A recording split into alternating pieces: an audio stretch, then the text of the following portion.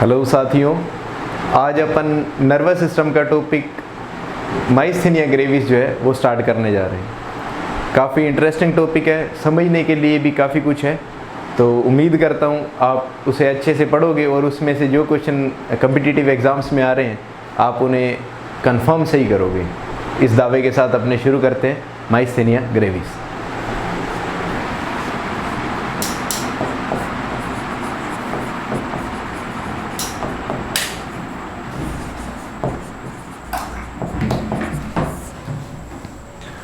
तो सबसे पहले अगर हम देखें कि माइस्थेनिया जो ग्रेविस है वो किस प्रकार का न्यूरो डिसऑर्डर है, क्योंकि नर्वस सिस्टम में पढ़ रहे हैं तो ऑफ कोर्स ये न्यूरोलॉजिकल डिसऑर्डर है, तो ये कहता है कि ये न्यूरोमस्कुलर डिसऑर्डर है। तो myasthenia gravis is a neuromuscular disorder.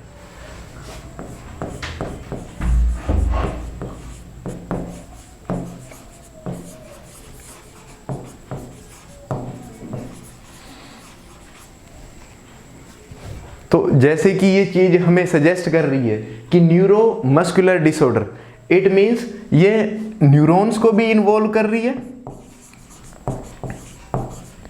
और मसल को भी इन्वॉल्व कर रही है। तो ये न्यूरॉन जो है वो भी इसके अंदर इन्वॉल्व रहेगा और मसल जो है वो भी इसके अंदर इन्वॉल्व रहेगी। तो ये कहता है कि ये न्यूरोमस्कुलर डिसऑर्डर है, मान ली बात, लेकिन ये एक्यूट है या क्रोनिक है। तो हम ये बोलते हैं कि ये क्रोनिक डिसऑर्डर है। उसके साथ हम कहते हैं कि ये धीरे धीरे जो है मतलब प्रोग्रेसिव है। तो हम इसे कह सकते हैं कि ये टाइम के साथ साथ जो है इसकी सीवियरिटी जो सिम्टम्स की है या डिजीज की जो प्रोग्रेस है, जो एडवांसमेंट है, वो कंटिन्यू चलता रहता है। तो हम बोल सकते हैं ये क्रोनिक है, ये प्रोग्रेसिव है और इसके अंदर जो चेंजेस एक बार वहां पे हमें देखने को मिला, तो हम ये नहीं कह सकते कि जब हमने मेडिकेशन दी या इसका जो ट्रीटमेंट किया उसके बाद में जो है ये वापस जो है नॉर्मल स्टेज के अंदर आ जाएगा। तो ये बिल्कुल जो प्री डिजीज वाली स्टेज है उसके अंदर नहीं आ पाएगा। तो हम बोल सकते हैं ये इरिवर्सिबल है।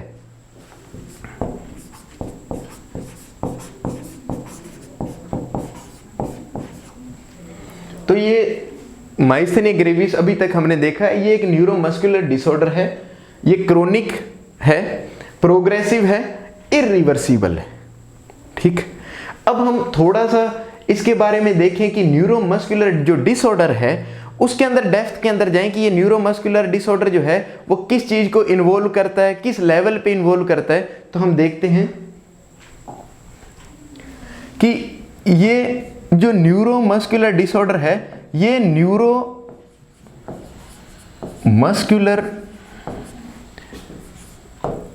जो जंक्शन है वहां पे जो है ये डिजीज जो है ये वहां पे एबनॉर्मलिटी शो करती है। कहां पे? न्यूरोमस्कुलर जंक्शन के ऊपर। तो ये न्यूरोमस्कुलर जंक्शन क्या चीज है, पहले हमें ये देखना पड़ेगा कि न्यूरोमस्कुलर जंक्शन क्या चीज है, फिर हम देखते हैं कि वहां पे क्या एबनॉर्मलिटी आती है। तो ये कहता है कि मान लीजिए ये एक न्यूरॉन है, ये वहां पे एक मसल फाइबर है, तो इसे हमने बोल दिया ये न्यूरॉन है, ये जो है ये मसल फाइबर है। अब हम ये कहता है कि इसकी अगर हम हल्की सी डेप्थ के अंदर जाएं तो ये कहता है ये जो न्यूरोमस्कुलर जो डिसऑर्डर है इसके अंदर हमें वहां पे क्या चीज देखने को मिलेगी। तो वो कहता है कि न्यूरोमस्कुलर जो जंक्शन है वहां पे हमें क्या चीज देखने को मिलेगी। तो ये कहता है कि यूजुअली जो न्यूरोमस्कुलर जंक्शन है वहां पे क्या होता है कि जो मोटर न्यूरॉन्स आ रहे हैं, जो मोटर न्यूरॉन जो है वो किसकी तरफ आ रहे हैं, मसल फाइबर्स की तरफ। मसल फाइबर्स पे वो आके क्या करेंगे, ये कहते हैं ये अपना मैसेज देगा, वो किसके थ्रू देगा वो हमें देखना है। उसके बाद में ये मसल्स को क्या करेगा, ये मसल को स्टिमुलेट करेगा। मसल को स्टिमुलेट किसके लिए करेगा, तो ये कहता है मसल को कॉन्ट्रैक्शन के लिए स्टिमुलेट करेगा।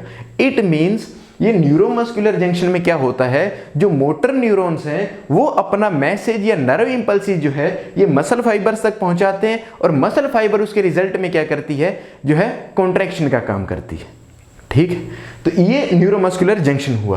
तो अब ये कहता है कि यहां पे जो ये नर्व इंपल्सेस आ रहे हैं,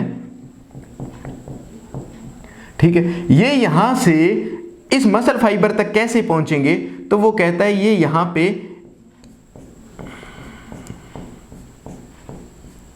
न्यूरोट्रांसमीटर्स की वजह से पहुंचेंगे। किसकी वजह से? न्यूरोट्रांसमीटर्स की वजह से।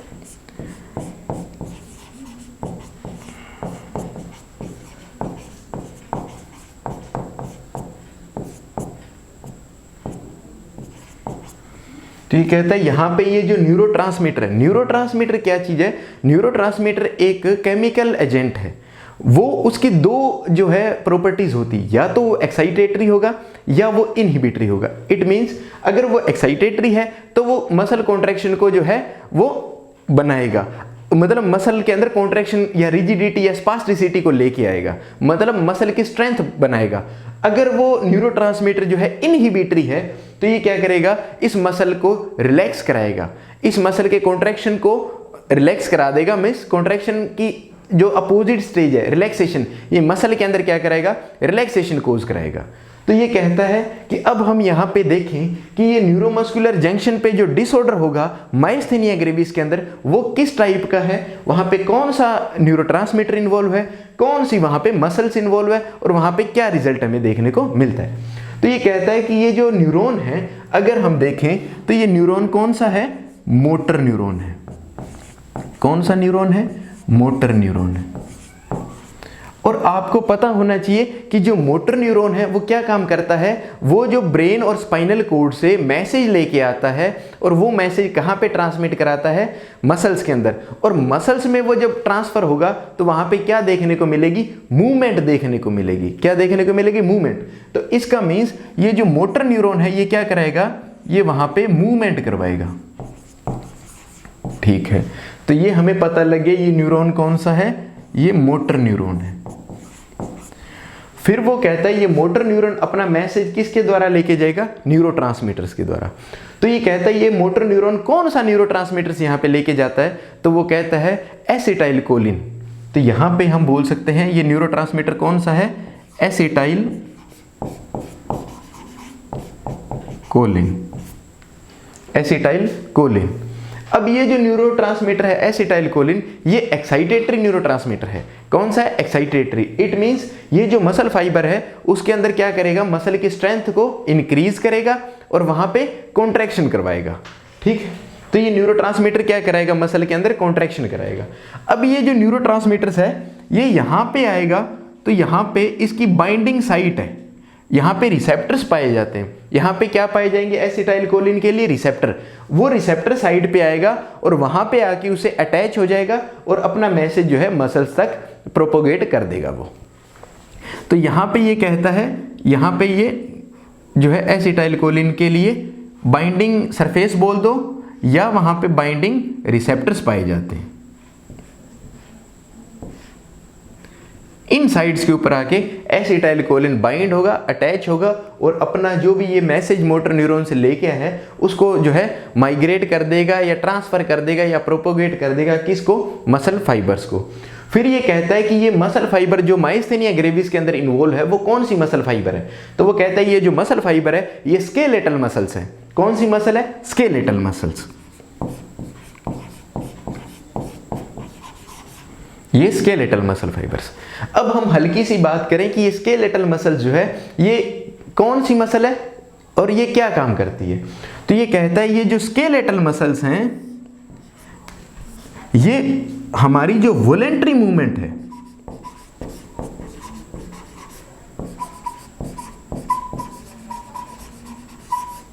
जो हमारी वॉलेंटरी मूवमेंट है उसके लिए रिस्पॉन्सिबल है। कि जो स्केलेटल मसल फाइबर्स जो है वो हमें बॉडी में क्या काम करवाते हैं? ये वॉलेंटरी मूवमेंट करवाते हैं। क्या काम करवाएंगे? वॉलेंटरी मूवमेंट करेंगे। इट मींस, अब इस चीज को समझिएगा कि जो मोटर न्यूरॉन्स हैं वो मैसेज लेके आए, वो मैसेज कहां पे आया? न्यूरोट्रांसमीटर की बदौलत जो है कहां पे आ जाएगा? ये स्केलेटल मसल फाइबर्स तक। ये कहता है जो ये मैसेज और इनके बीच का ये जो स्पेस है इसको हमने बोल दिया साइनेप्टिक क्लेफ्ट। Synaptic cleft. तो ये कहता है ये मोटर न्यूरॉन से जो मैसेज है वो न्यूरोट्रांसमीटर के द्वारा यहाँ पे जो है साइनेप्टिक क्लेफ्ट के अंदर यहाँ पे बाइंडिंग साइट पे आएगा, यहाँ पे आके एसिटाइलकोलिन जो है वो बाइंड हो जाएगा, और ये बाइंड होने के बाद में ये जो मसल स्केलेटल मसल फाइबर है ये इसको जो है इसके अंदर जो है स्टिमुलेट करेगा इसको, और वहाँ पे कॉन्ट्रैक्शन कराएगा। ये नॉर्मल जो है न्यूरोमस्कुलर जंक्शन पे एसिटाइलकोलिन न्यूरोट्रांसमीटर के रूप में स्केलेटल मसल फाइबर्स के अंदर क्या कराता है, मूवमेंट करवाता है। ठीक है, कॉन्ट्रैक्शन कराएगा मीन्स स्केलेटल के मसल के अंदर जो है मूवमेंट कोज करता है ये। अब ये कहता है कि जो माइस्थेनिया ग्रेविस है उसके अंदर जो न्यूरोमस्कुलर जंक्शन है वहाँ पे डिस्टर्बेंस हो जाती है, वहाँ पे एबनॉर्मेलिटीज हो जाती है, जिससे क्या होगा कि जो ये स्केलेटल मसल्स हैं उनके अंदर जो वॉलेंट्री मूवमेंट है वो जो है अफेक्ट होगी। स्केलेटल मसल की वॉलेंट्री मूवमेंट अफेक्ट होगी। इट मीन्स वो क्या कहना चाहता है कि इस माइस्थेनिया ग्रेविस के अंदर क्या होगा कि स्केलेटल जो मसल्स है उसकी जो वॉलेंट्री मूवमेंट है वो अफेक्ट होगी। इट मीन्स जो स्केलेटल मसल्स हैं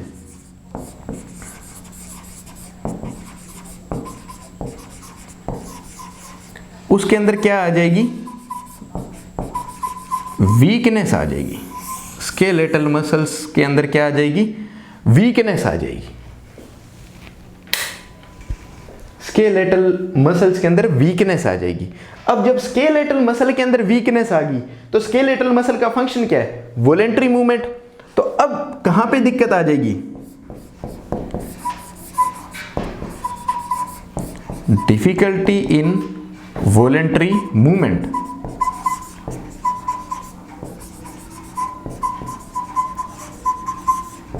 जो यहां पे वॉलेंट्री मूवमेंट होगी बॉडी में उसके अंदर क्या हो जाएगा, वहां पे डिफिकल्टी आ जाएगी। तो डिफिकल्टी इन वॉलेंट्री मूवमेंट हमें देखने को मिलेगा। इट मीन्स अभी हमने माइस्थेनिया ग्रेविस के अंदर क्या पढ़ा कि ये एक न्यूरोमस्कुलर डिसऑर्डर है। ये कहाँ पे होता है डिसऑर्डर, ये कहता है न्यूरोमस्कुलर जंक्शन पे होता है। वहाँ पे ये कहता है कि वहाँ पे प्रॉब्लम होगी। वो प्रॉब्लम क्या होगी वो हम कोज और पैथोफिजियोलॉजी के अंदर देखेंगे। अभी तक हमने देखा कि न्यूरोमस्कुलर जंक्शन पे प्रॉब्लम होगी, जहाँ से क्या होगा, स्केलेटल मसल फाइबर है वहाँ पे वीकनेस आ जाएगी। उस वीकनेस के कारण वॉलेंट्री मूवमेंट के अंदर डिफिकल्टी देखने को मिलेगी। तो न्यूरोमस्कुलर डिसऑर्डर है जो कहाँ पे कोज करता है, न्यूरोमस्कुलर जंक्शन पे। वहाँ पे डिस्टर्बेंस होने के कारण स्केलेटल मसल में क्या दिखेगी, वीकनेस दिखेगी, और इस वीकनेस के कारण जो हमारी बॉडी की वॉलेंट्री मूवमेंट है उसके अंदर क्या आ जाएगी, डिफिकल्टी आ जाएगी। अब हम देखते हैं कि ऐसे क्या कोजेज है और वहाँ पे क्या चीज़ के अंदर जो है एबनॉर्मलिटीज़ आएगी और वो किस तरह से एबनॉर्मलिटीज़ आएगी और उससे हमें क्या इफेक्ट वहाँ पे देखने को मिलेगा। तो हम देखते हैं इसकी इटियोलॉजी।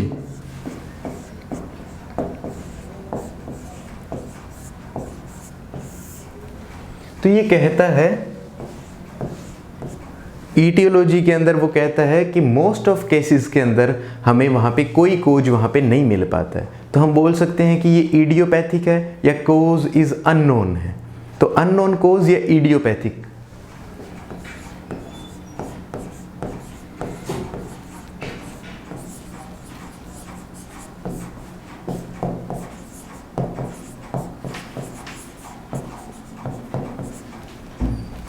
ठीक, उसके अलावा और क्या कोजेज हो सकते हैं। तो ये कहता है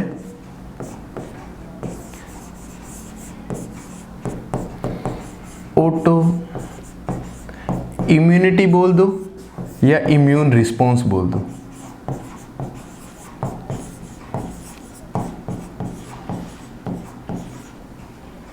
ये कहता है ऑटो इम्यूनिटी या इम्यून रिस्पॉन्स। ये कहता है कि हमारी ही जो बॉडी की जो इम्यूनिटी है, जो हमारा इम्यून रिस्पॉन्स है, वही जो है इस डिजीज़ को कोज करवाता है। तो इसके बारे में हल्की सी बात करते हैं अपन। तो ये कहता है कि जो हमारी बॉडी के अंदर जो थाइमस ग्लैंड है, तो थाइमस ग्लैंड का नाम आते ही हमें ये पता होना चाहिए कि ये थाइमस ग्लैंड कहाँ पे लोकेट है। तो ये इसकी लोकेशन की जहाँ तक हम बात करें थाइमस ग्लैंड की, तो ये कहता है ये जो बिहाइंड दी स्टर्नम, जो हमारा स्टर्नम है उसके बिहाइंड होती है। तो वो एरिया कौन सा आ गया, मीडियस्टाइनल एरिया। उसके जो लेटरल साइड में क्या होगा, लंग्स होंगे। और थाइमस ग्लैंड के पोस्टीरियर में क्या होगा, हार्ट होगा। इसका मीन्स ये हार्ट के एंटीरियरली है और जो स्टर्नम है उसकी पोस्टीरियर साइड में है। तो ये थाइमस ग्लैंड जो है ये हमारे जो लिम्फेटिक सिस्टम के अंदर इसका यूज आता है। ये इसका इम्यून रिस्पॉन्स के अंदर क्या काम रहता है कि ये जो टी सेल्स हैं उनको मैच्योरेशन का काम करता है, और टी सेल की ग्रोथ भी यही होती है और मैच्योरेशन भी यही होती है। और टी सेल क्या करती है, जो हमारी इम्यूनिटी है उसके लिए जो है बहुत ज़रूरी है। हमारा जो इम्यून रिस्पॉन्स जो है वो जो एंटीबॉडीज़ का जो हमारे यहाँ पे रिस्पॉन्स जो देखने को मिलेगा वो टी सेल्स के द्वारा देखने को मिलेगा। ठीक है, तो ये जो टी सेल्स हैं ये कहता है हमारी ही जो थाइमस ग्लैंड उसी की जो टी सेल्स है वो हमारे ही जो न्यूरोमस्कुलर जंक्शन है वहाँ पे जो एसिटाइल कोलिन के रिसेप्टर्स हैं वहाँ पे जाके अटैच हो जाती है, और अटैच होने के बाद में उस साइट को एसिटाइल कोलिन के लिए ब्लॉक कर देती है या उस रिसेप्टर को डैमेज भी कर देती है। जब उस रिसेप्टर साइट को ही डैमेज कर देगी और या ब्लॉक कर देगी तो अब जो एसिटाइल कोलिन अवेलेबल है वो कहाँ पे अटैच नहीं हो पाएगा, साइट के ऊपर। और जब वो साइट के ऊपर अटैच नहीं होगा तो जो रिस्पॉन्स मोटर न्यूरॉन लेके आया था वो मसल के अंदर जो है वो प्रॉपरली जो है उसके अंदर ट्रांसफर नहीं कर पाएगा या उसके अंदर प्रोपोगेट नहीं कर पाएगा। तो हम इसको एक बार बैक स्लाइड के अंदर अगर लेके चलें तो हमने यहाँ पे देखा कि ये जो न्यूरोट्रांसमीटर एसिटाइल कोलिन यहाँ पे है ये कहाँ पे लग रहा है, ये जो एसिटाइल कोलिन के लिए ये रिसेप्टर्स है। तो इस रिसेप्टर को हम अगर नाम देना चाहें तो इसका अगर नाम देखें तो इसका नाम होता है निकोटिनिक एसिटाइल कोलिन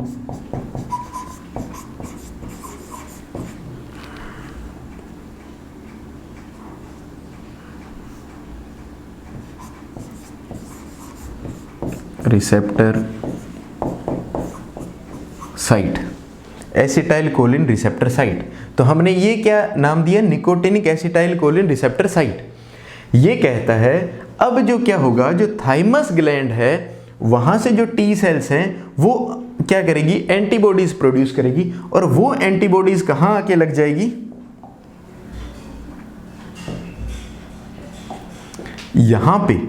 यहां पे आके एंटीबॉडीज इसके अटैच हो जाएगी। यहां पे एंटीबॉडीज आके अटैच होगी। इसने क्या किया, अब इसको ब्लॉक कर दिया, किसके लिए, एसिटाइल कोलिन के लिए। किसके लिए, एसिटाइल कोलिन के लिए। अब ये जो एसिटाइल कोलिन आ रहा है अब ये आएगा तो सही, लेकिन ये रिसेप्टर साइट है अब ये ब्लॉक होगी। अब यहाँ पे एसिटाइल कोलिन आके अपना इफेक्ट नहीं दिखाएगा, ये एसिटाइल कोलिन के लिए अनअवेलेबल हो गए। तो अब जो एसिटाइल कोलिन आ रहा है वो रिसेप्टर साइड पे नहीं लगेगा, तो ये अपना जो मैसेज है, जो ये नर्व इंपल्स के थ्रू जो मैसेज लेके आया मूवमेंट के लिए, वो अब कहाँ नहीं आएगा, वॉलेंटरी मसल्स के ऊपर जो स्केलेटल मसल्स के ऊपर नहीं आएगा। स्केलेटल मसल पे मैसेज नहीं आएगा तो उसकी वॉलेंटरी जो मूवमेंट है वो क्या हो जाएगी, अफेक्ट हो जाएगी। तो जब स्केलेटल मसल की वॉलेंटरी मूवमेंट अफेक्ट होगी तो हम बोल सकते हैं कि कहाँ क्या आ जाएगी, डिफिकल्टी आ जाएगी। किसके अंदर, वॉलेंटरी मूवमेंट के अंदर। और ये किसके कारण हुई, स्केलेटल मसल के पास क्या नहीं पहुंचा, मैसेज नहीं पहुंचा। क्यों नहीं पहुंचा, क्योंकि जो थाइमस ग्लैंड है उसने एंटीबॉडी जो है वो प्रोड्यूस किए। वो प्रोड्यूस होने के कारण जो क्या हुआ, ये रिसेप्टर साइट है जो nicotinic acetyl choline receptor site, वहां पे आके अटैच हो गई और उसने उन रिसेप्टर को ब्लॉक कर दिया। किसके लिए, एसिटाइल कोलिन के लिए। अब जब एसिटाइल कोलिन के लिए वो रिसेप्टर जो ब्लॉक कर दिया रिसेप्टर साइट को, अब जो प्रॉपरली एसिटाइल कोलिन है वो यहाँ पे आके अटैच नहीं होगा और अपना जो मैसेज है मूवमेंट के लिए वो प्रॉपरली जो है ट्रांसमिट नहीं कर पाएगा। वो ट्रांसमिट नहीं कर पाएगा तो अब स्केलेटल मसल के पास प्रॉपर जो क्या नहीं आ रहा, रिस्पॉन्ड नहीं कर रहा। तो रिस्पॉन्ड नहीं कर रहा तो ये जो एक्साइटर न्यूरोट्रांसमीटर ये स्ट्रेंथ प्रोवाइड करता है। अब जो न्यूरोट्रांसमीटर यहाँ पे अटैच ही नहीं होगा तो जो उसकी स्ट्रेंथ है, ठीक है, उसमें क्या आ जाएगी, कमी आई। तो हमने बोल दिया स्केलेटल मसल के अंदर क्या आ गई, वीकनेस। और जब स्केलेटल मसल में वीकनेस आई तो उसका रिजल्ट हमें क्या देखने को मिलेगा, तो वो कहता है डिफिकल्टी इन वॉलेंटरी मूवमेंट। तो ओवरऑल अब हमारी जो वॉलेंटरी मूवमेंट है स्केलेटल मसल्स के थ्रू वो क्या हो जाएगी, डिस्टर्ब हो जाएगी। ठीक, तो हमने बोला ये ऑटो इम्यूनिटी या इम्यून रिस्पॉन्स के कारण। तो अब हम अगर इसको देखें तो ये कहता है ये ऑटो इम्यून रिस्पॉन्स किसकी वजह से आया, ये कहता है जो थाइमस ग्लैंड है उसका हाइपरप्लेजिया हो गया हो या थाइमस ग्लैंड के ऊपर जो है कोई ट्यूमर बन गया हो।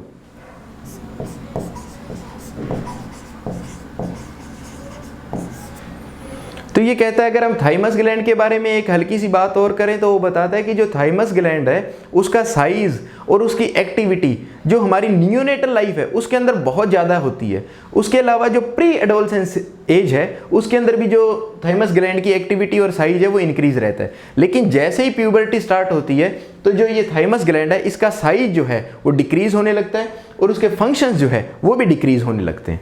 लेकिन कहता है अगर एबनॉर्मेलिटी से या वहां पे कोई ट्यूमर हो गया जिससे हमने बोला थाइमोमा,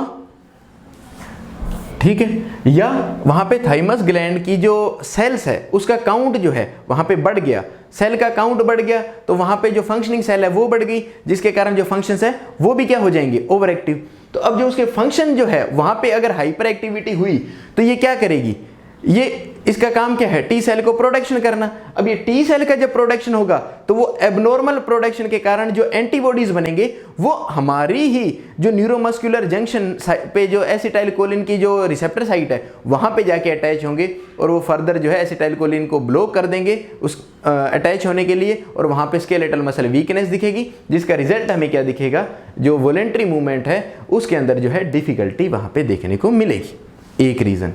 दूसरी चीज ये कहता है कि हाइपर सिक्रीशन ऑफ थायरस, जो थाइमस ग्लैंड है उसके हॉर्मोन्स। तो ये कहता है जो थाइमस ग्लैंड के द्वारा जो थाइमोसिन और थाइमिन जो हार्मोन रिलीज होते हैं, ये हार्मोन्स कहते हैं कि जो एसिटाइलकोलिन है, एसिटाइलकोलिन के मेटाबॉलिज्म के अंदर जो है वो इनका रोल होता है।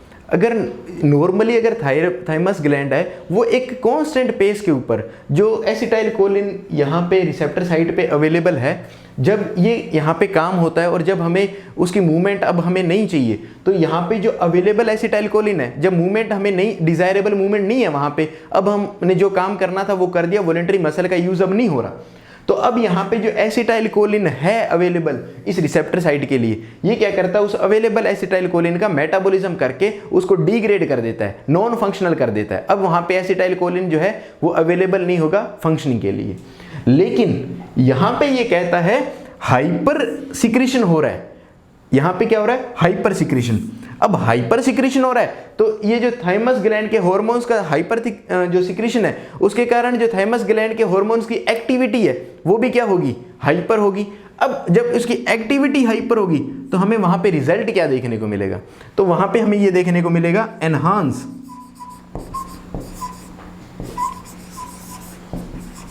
Metabolic rate of acetylcholine. हम एसिटाइलकोलिन को जो है इस एक्रोनियम के द्वारा भी जो है वो इंडिकेट करते हैं। तो ये कहता है एनहांस कर देगा किसको, मेटाबॉलिक रेट ऑफ एसिटाइलकोलिन को।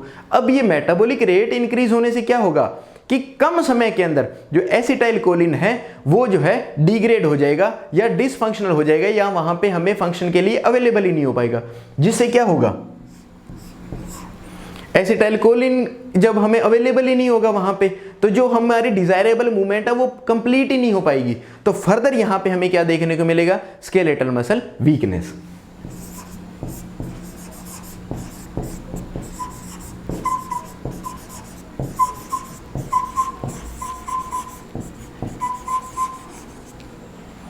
तो ये कहता है कि हमने ईटियोलॉजी के साथ साथ इसकी पैथोफिजियोलॉजी भी देखी कि ये अननोन कोज है तो उसका तो हम कुछ कर ही नहीं सकते, हमने उसे इडियोपैथिक बोल दिया। दूसरा हमने देखा ऑटो इम्यूनिटी या इम्यून रिस्पॉन्स। इम्यून रिस्पॉन्स के अंदर हमने देखा कि जो इम्यून रिस्पॉन्स के लिए रिस्पॉन्सिबल जो थाइमस ग्लैंड है यूजुअली वो प्यूबर्टी आते आते उसका साइज डिक्रीज होने लगता है, उसके फंक्शंस, उसके हार्मोन डिक्रीज होने लगते हैं। लेकिन ये एबनॉर्मल कंडीशन है जिसके अंदर थाइमस ग्लैंड जो है वो उसका साइज डिक्रीज ना होकर वहां पे उसका साइज इंक्रीज होने लगता है, उसके सेल का नंबर इंक्रीज होने लगता है। मे बी एक ये रीजन है कि वहां पे कोई जो ट्यूमर हो थाइमस ग्लैंड के ऊपर, जिसे हमने थाइमोमा बोला है, वो हो, जिसकी वजह से वहां पे थाइमस ग्लैंड हाइपरप्लेजिया देखने को मिल रहा है। तो अगर ऐसा हुआ तो ये थाइमस ग्लैंड ने एबनॉर्मल जो टी सेल से एंटीबॉडीज लेके आए वो कहाँ पे जाके लगेगी, स्केलेटल मसल के लिए जो वहाँ पे साइट है किसके लिए, एसिटाइलकोलिन जो है उसकी रिसेप्टर साइट है वहाँ पे जाके लगेगी, उन्हें ब्लॉक कर देगी एसिटाइलकोलिन के लिए। और एसिटाइल एल्कोलिन जो है वो क्या करेगा, वहाँ पे जाके अब अपना जो असर है वो नहीं दिखाएगा, क्योंकि जहाँ पे वो बाइंड ही नहीं होगा तो वो अपना रिस्पॉन्स मसल तक ट्रांसमिट ही नहीं कर पाएगा, जिसकी वजह से हमें स्केलेटल मसल वीकनेस वहाँ पे देखने को मिलेगी और डिफिकल्टी इन वॉलेंटरी मूवमेंट। दूसरा हमने देखा hyper secretion of thymus gland hormones. ये कहता है जो थाइमस ग्लैंड के द्वारा थाइमोसिन या थाइमिन जो हार्मोन सिक्रीट हो रहे हैं वो यूजुअली अगर कांस्टेंट जो रेट के ऊपर देखें, अगर जो बन रहे थे वो क्या करते हैं, जब मूवमेंट कंप्लीट हो जाती है, अब हमें वहाँ पे डिज़ायरेबल मूवमेंट नहीं चाहिए, तो वो क्या करता है, जो अवेलेबल एसिटाइलकोलिन है उसको डिग्रेड कर देगा या उसको वहाँ से रिमूव कर देगा, एलिमिनेट कर देगा। और अब वहाँ पे क्या है, हमें जब भी मूवमेंट वहाँ पे चाहिएगी तो एसिटाइलकोलिन वापस आ जाएगा। लेकिन ये कहता है यहाँ पे हाइपर सिक्रीशन हो रहा है थाइमस ग्लैंड के हार्मोन्स का, तो जिसके कारण जो मेटाबॉलिक रेट है किसकी, एसिटाइलकोलिन की, वो भी इंक्रीज हो जाती है। इसका मीन्स जो एसिटाइलकोलिन जो ब्रेक डाउन हो रहा है वो मोर रैपिडली हो रहा है। जब वो मोर रैपिडली हो रहा है तो अब क्या होगा कि मूवमेंट जो डिजायरेबल मूवमेंट वहाँ पे कंटिन्यू चल रही है, वो मूवमेंट पूरी भी नहीं हुई कि वहाँ पे जो है एसिटाइलकोलिन जो है वो एब्सेंट हो गया वहाँ पे या अनअवेलेबल हो गया, जिसके कारण हमें क्या देखने को मिलेगी, स्केलेटल मसल वीकनेस। और जैसे ही स्केलेटल मसल वीकनेस आएगा तो आपको पता है उसका फंक्शन क्या है, वॉलेंटरी मूवमेंट। तो वो वॉलेंटरी मूवमेंट वहाँ पे हमें नहीं देखने को मिलेगी, मिलेगी तो भी वहाँ पे डिफिकल्ट मिलेगी। अब हम देखते हैं कि क्लिनिकल फीचर्स जो हमें यहाँ पे देखने को मिलेंगे, तो उसके बारे में अगर हम बात करें तो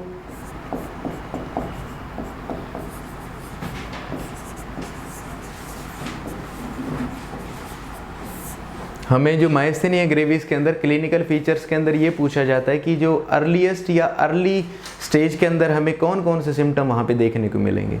तो बहुत एग्जामिनर जो है वो क्यूरियस होते हैं ये पूछने के लिए कि जो आपको फर्स्ट जो सिम्टम या फर्स्ट साइन वहाँ पे आपको देखने को मिलेगा मायस्थेनिया ग्रेविस जो पेशेंट है उसके अंदर, तो वो कौन सा मिलेगा। काफ़ी एग्जाम्स के अंदर ये बात पूछी भी गई है। तो वो कहते हैं कि टोसिस जो है वो फर्स्ट सिम्टम है जो अपीयर होगा मायस्थेनिया ग्रेविस वाले पेशेंट के अंदर। तो हम लिख सकते हैं टोसिस। तो टोसिस क्या होता है कि जो ड्रॉपिंग डाउन होता है अपर आईलिड्स का, उसे हम क्या बोलते हैं, टोसिस।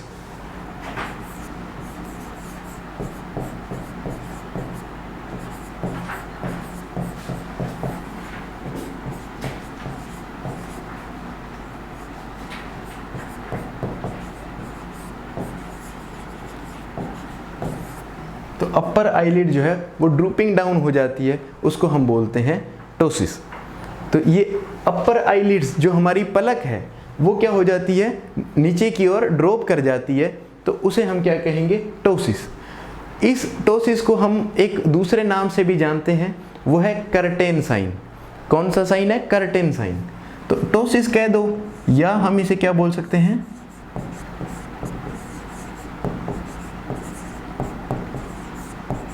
कर्टेन साइन, जिसमें पेशेंट को ये लगता है कि जो उसकी आंख के ऊपर जो है वो कर्टेन जो है उसको ड्रॉ कर दिया गया है, नीचे की ओर कर्टेन जो है वो लगा दिया गया है, पेशेंट को लगता है, तो उसे हमने बोला कर्टेन साइन।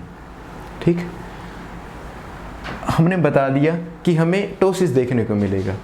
अब टोसिस के अलावा हमें वहाँ पे और क्या देखने को मिलेगा, तो वो कहता है कि जो एक्स्ट्रा जो हमारी ओक्यूलर मसल्स हैं उसके अंदर वीकनेस आती है, जिसकी वजह से क्या है कि हमें फोकस बनाने के अंदर दिक्कत आती है, तो हमें जो है डबल विजन वहाँ पे दिखाई देता है। तो वो कहता है डिप्लोपिया।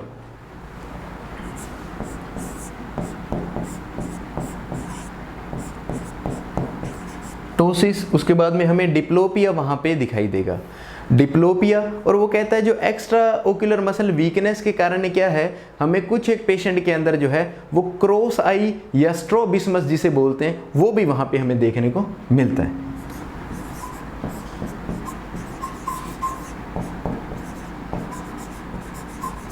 स्ट्रोबिस्मस या जिसे हम क्या बोलते हैं, क्रॉस आई, जिसे हिंदी के अंदर भेंगापन बोला जाता है। तो स्ट्रोबिस्मस या क्रॉस आई हमें वहाँ पे देखने को मिलता है। उसके अलावा वो कहता है कि ओक्यूलर की मसल के अंदर वीकनेस आने के बाद में हमें कौन सी मसल वीकनेस वहाँ पे यूजुअली देखने को मिलती है, तो वो कहता है कि जो चीविंग की मसल है, जो जबड़ा है हमारा, जो क्या काम करता है, जो हमारा जो लोअर जा है वो मैस्टिकेशन का काम करता है, चीविंग का काम करता है। तो जो चीविंग की मसल्स हैं वहाँ पे हमें वीकनेस देखने को मिलती है।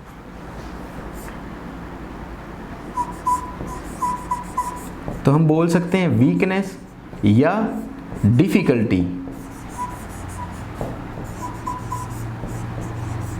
इन चीविंग, हमें चबाने के अंदर जो है डिफ़िकल्टी देखने को मिलेगी। ये कहता है कि जो हमारा लोअर जा है, यूजुअली हमारे अंदर जो हेल्थी पर्सन है उनके अंदर क्या है कि जो लोअर जा है उसके मसल के अंदर स्ट्रेंथ होती है। तो मसल में स्ट्रेंथ है तो ये क्या है कि हम इसे जब मुंह क्लोज रखते हैं तो ये ऊपरी जबड़े के साथ जो है ये चिपका रहता है या हमारा मुंह जो है बंद रहता है। लेकिन मायस्थेनिया ग्रेविस के अंदर क्या होगा, मसल जो चीविंग मसल है, चीविंग के लिए जो मसल रिस्पॉन्सिबल है वहाँ पे क्या देखने को मिलेगी, वीकनेस देखने को मिलेगी। तो जो वीकनेस देखने को मिलेगी तो उसके कारण जो ये लोअर जा है वो हमें हैंग करता हुआ दिखेगा, नीचे की ओर लटकता दिखेगा, मुंह हमारा खुला दिखेगा। तो उसे हम बोल सकते हैं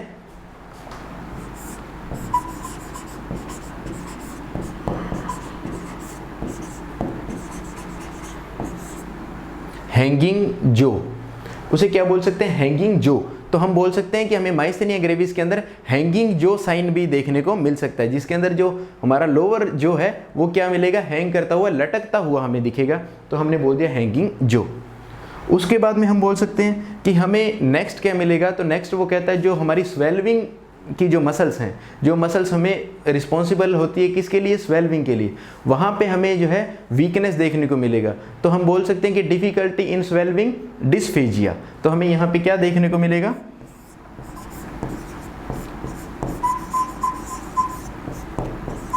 डिस्फेजिया देखने को मिलेगा। ठीक है, तो उसके अलावा हम वहाँ पे और बात करें तो वो कहता है जो नेक्स्ट हमें सिम्टम वहाँ पे देखने को मिलेगा, तो वो कहता है कि हमें जो नेक्स्ट सिम्टम मिलेगा वो स्पीच के रिगार्डिंग मिलेगा। तो आपको पता है कि स्पीच के लिए जो हमारी लैरिंग्स है वो रिस्पॉन्सिबल है, जिसे हम वोकल कॉर्ड भी बोलते हैं।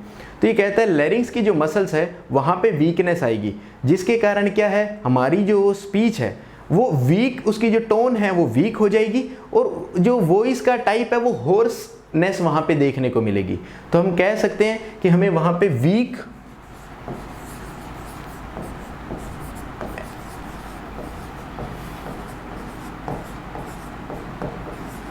एंड होर्स वॉइस देखने को मिलता है। ये कहता है कि जैसे जैसे जो डिजीज़ प्रोग्रेस होती है तो वैसे वैसे जो क्या है कि हमें इसके अंदर भी जो है प्रोग्रेस देखने को मिलेगी। पहले अर्ली स्टेज में क्या होगा कि आप जब काफ़ी देर तक बोलोगे उसके बाद में आपकी जो टोन है वो वीक हो जाएगी और वॉइस जो है वो होर्सनेस आपको वॉइस के अंदर देखने को मिलेगा। लेकिन जैसे डिजीज प्रोग्रेस होती जाएगी धीरे धीरे मसल की वीकनेस है वो और सीवियरिटी की तरफ जाएगी और वहाँ पे आपको इनिशियल जब आप वो मतलब स्पीच को स्टार्ट करने लगोगे तभी आपको क्या है वीक एंड होर्स वॉइस जो है वो देखने को मिलेगी।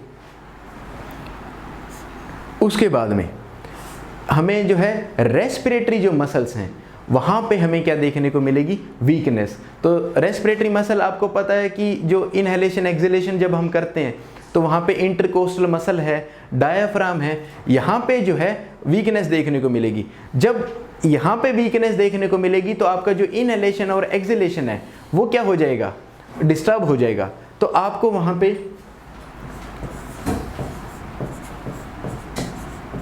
डिज्निया देखने को मिलेगा और जब आप स्ट्रेथ लेके जो हमारा ब्रेथ साउंड है उसको ऑस्कल्टेट करने की कोशिश करोगे तो वहाँ पे आपको डिक्रीज ब्रेथ साउंड देखने को मिलेगा, क्योंकि वहाँ पे इनहेलेशन और एक्सहेलेशन प्रॉपर नहीं हो रहा। तो जो गैस की एंट्री हो रही है और जो एग्जिट हो रहा है वो भी प्रॉपर नहीं होगा। वो प्रॉपर नहीं होगा तो जो साउंड जो क्रिएट होता है एयर की एंट्री और एग्जिट से उसके अंदर डिस्टरबेंस आ जाएगी या उसके अंदर जो है मतलब हम कह सकते हैं कि उसकी रिडक्शन हो जाएगी गैस की। तो उसके कारण जो साउंड है वो भी क्या हो जाएगा, डिक्रीज। तो हम बोल सकते हैं यहाँ पे जो डिक्रीज ब्रेथ साउंड है वो हमें वहाँ पे देखने को मिलेगा। उसके बाद में हम वहाँ पे और सिम्टम देखें तो वो कहता है कि जैसे जैसे डिजीज प्रोग्रेस होती जाएगी वैसे वैसे ये मसल्स को प्रोग्रेसिवली और ज़्यादा इन्वॉल्व करती जाएगी। तो कहता है लेटर स्टेज के अंदर हमें वहाँ पे पूरी बॉडी की जितनी भी स्केलेटल मसल्स हैं वहाँ पे हमें वीकनेस देखने को मिलेगी। तो हम बोल सकते हैं कि जनरलाइज स्केलेटल मसल वीकनेस, तो हमारी पूरी बॉडी में जहाँ पे भी स्केलेटल मसल्स हैं वहाँ पे हमें वीकनेस देखने को मिलेगी।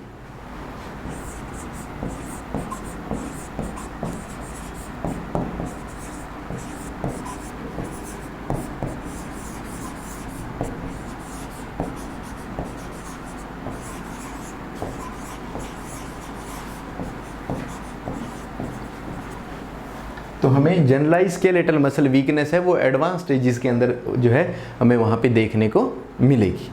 तो ये हमने जो मोस्ट कॉमन हमें सिम्टम्स दिखाई देते हैं, क्लिनिकल फीचर या क्लिनिकल मैनिफेस्टेशन जो हमें पेशेंट के द्वारा, मेजॉरिटी ऑफ पेशेंट्स के द्वारा शो होते हैं, वो हमने यहाँ पे डिस्कस की हैं।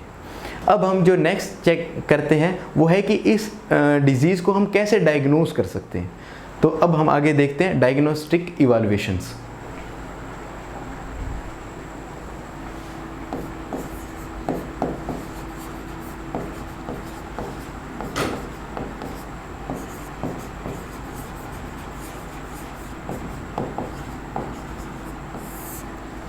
तो डायग्नोस्टिक इवाल्युएशंस के अंदर हम जिस तरह दूसरी डिजीज़ के अंदर देखते हैं कि हम सबसे पहले हिस्ट्री एंड फिजिकल एग्जामिनेशन जो है वो वहाँ पे हम देखते हैं।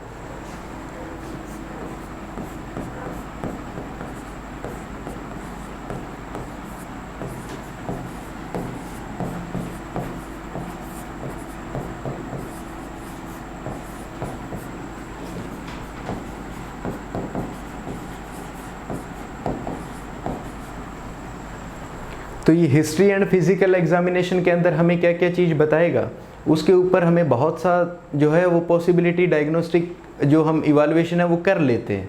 उसके बाद में हम इसको कंफर्म करने के लिए दूसरे जो टेस्ट है उसकी तरफ मूव करते हैं। तो हिस्ट्री के अंदर वो हमें ये बताएगा, जिससे आप और ज़्यादा जो है इस डिज़ीज़ के बारे में जान पाओगे।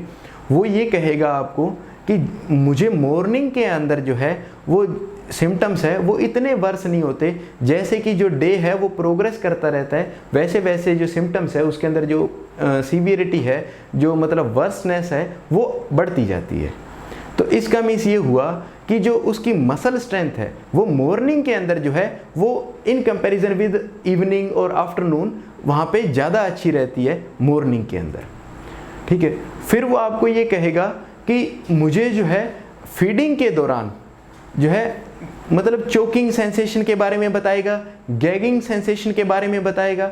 उसका बताना लाजमी है, क्यों? क्योंकि जो मसल्स हैं स्वेलविंग के लिए वो क्या हो गई, वीक हो गई, जिसकी वजह से क्या है कि वहाँ पे एस्पिरेशन का रिस्क रहेगा। तो उस एस्पिरेशन से बचने के लिए वहाँ पे वो पेशेंट जो है वो चोकिंग सेंसेशन करेगा, गैगिंग सेंसेशन जो है वहाँ पे हमें देखने को मिलेगा।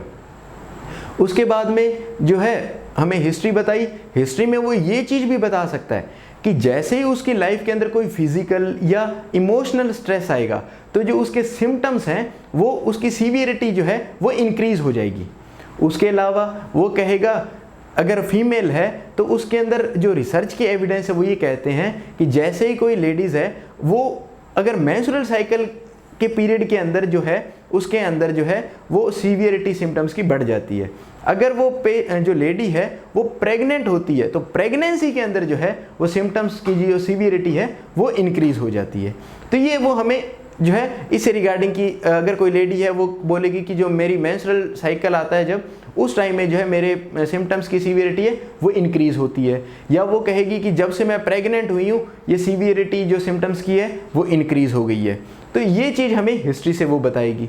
फिर हम फिजिकल एग्जामिनेशन, जब हम फिजिकल एग्जामिनेशन के अंदर क्या करेंगे कि जब हम वहाँ पे इंस्पेक्शन करेंगे तो हमें वहाँ पे सिम्टम्स दिखाई देंगे, जिस तरह हमें टोसिस दिखाई देगा। जब हम पेशेंट का गैग रिफ्लेक्स चेक करेंगे तो वो हमें जो है इतना एफिशिएंट नहीं मिलेगा। उसके अलावा जब हम पेशेंट से बात करेंगे तो जो उसकी कम्युनिकेशन जो क्वालिटी है वो जो है वो डिक्रीज़ हो जाएगी। क्यों? क्योंकि वहाँ पे वीक जो स्पीक की टोन है वो देखने को, स्पीच की जो टोन है वो वीक देखने को मिलेगी।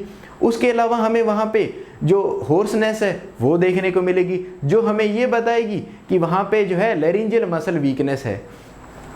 उसके बाद में जब आप स्ट्रेच से ऑस्कल्टेट करोगे तो जो ब्रेथ साउंड है वो आपको क्या मिलेंगे, डिक्रीज मिलेंगे। जब ब्रेथ साउंड आपको डिक्रीज मिले तो आप बोल सकते हो कि वहां पे जो रेस्पिरेटरी मसल्स हैं, जो वहां पे एसेसरी मसल्स हैं, रेस्पिरेटरी जो इंटरकोस्टल मसल्स हैं, डायफ्राम जो है, वहां पे मसल वीकनेस मिलेगी। तो अगर वहां पे मसल वीकनेस मिल रही है तो आपको जो है वहां पे अलर्ट हो जाना चाहिए कि ये पेशेंट जो है ये रेस्पिरेटरी फेलियर की तरफ भी प्रोग्रेस कर सकता है।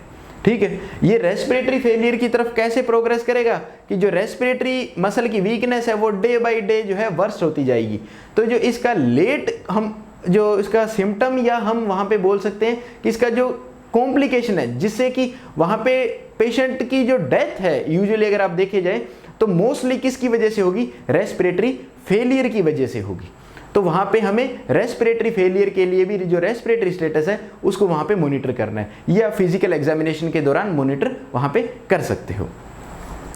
इसके बाद में हम अगला टेस्ट देखें तो वो कहता है कि आप वहां पे जो है वो सीटी स्कैन करवा सकते हो।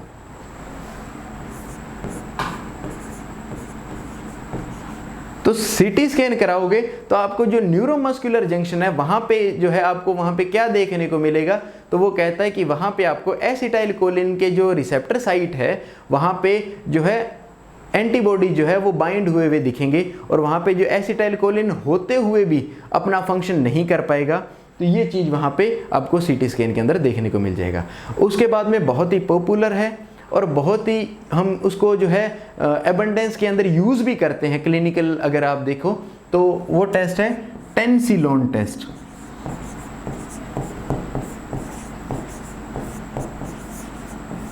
इस टेस्ट के बारे में एग्ज़ाम में बहुत बार पूछा गया है। ठीक है, तो इस टेस्ट के बारे में हम हल्की सी यहाँ पे बात करते हैं, उसके बाद में इसके बारे में बात जो है हम इसके कॉम्प्लिकेशंस के अंदर भी करेंगे। तो हल्की सी बात यहाँ पे करें तो जो टेंसिलोन टेस्ट है इसके अंदर जो है हम एक इंजेक्शन देते हैं या एक ड्रग देते हैं, उसके बारे में काफ़ी बार पूछा गया है कि टेंसिलोन टेस्ट के अंदर कौन सी ड्रग दी जाती है। तो हम कहते हैं कि यहाँ पे जो है एड्रोफोनियम जो है उसका इंजेक्शन आईवी रूट से दिया जाता है। तो इसमें इंजेक्शन कौन सा देंगे, तो हम कहते हैं यहाँ पे इंजेक्शन देंगे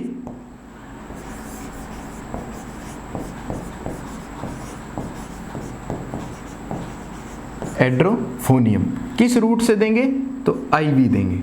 ठीक, फिर वो कहता है कि अगर आपसे कोई पूछ ले भाई कितनी अमाउंट देते हैं हम, तो हम वहाँ पे 10 mg देते हैं। मुझे नहीं लगता कि इतनी डेप्थ के अंदर वो आपसे पूछेगा, लेकिन फिर भी आपको अगर मान लो इंटरेस्ट हो उसकी डोज के अंदर, तो वहाँ पे 10 mg जो है हम वहाँ पे एडमिनिस्टर करते हैं। इस 10 mg को भी हम कैसे एडमिनिस्टर करेंगे, हम पहले 2 mg एडमिनिस्टर करते हैं, फिर हम मसल की जो स्ट्रेंथ है उसके अंदर इंप्रूवमेंट देखना चाहते हैं। जैसे ही वहाँ पे हमें इंप्रूवमेंट देखेगा तो हम वहाँ पे 8 mg जो है वो बाद में फिर ट्रांसफ्यूज करेंगे, और वहाँ पे उसका जैसे ही इन्फ्यूज़न होगा तो हमें मसल की स्ट्रेंथ के अंदर क्या देखने को मिलेगी, जो है वो स्ट्रेंथ के अंदर इंप्रूवमेंट देखने को मिलेगी। हमारा मेन मोटिव ये है एड्रोफोनियम लगाने का। अब कोई आपसे पूछे कि ये एड्रोफोनियम जो है ये कौन सी क्लास की ड्रग है, तो ये एंटी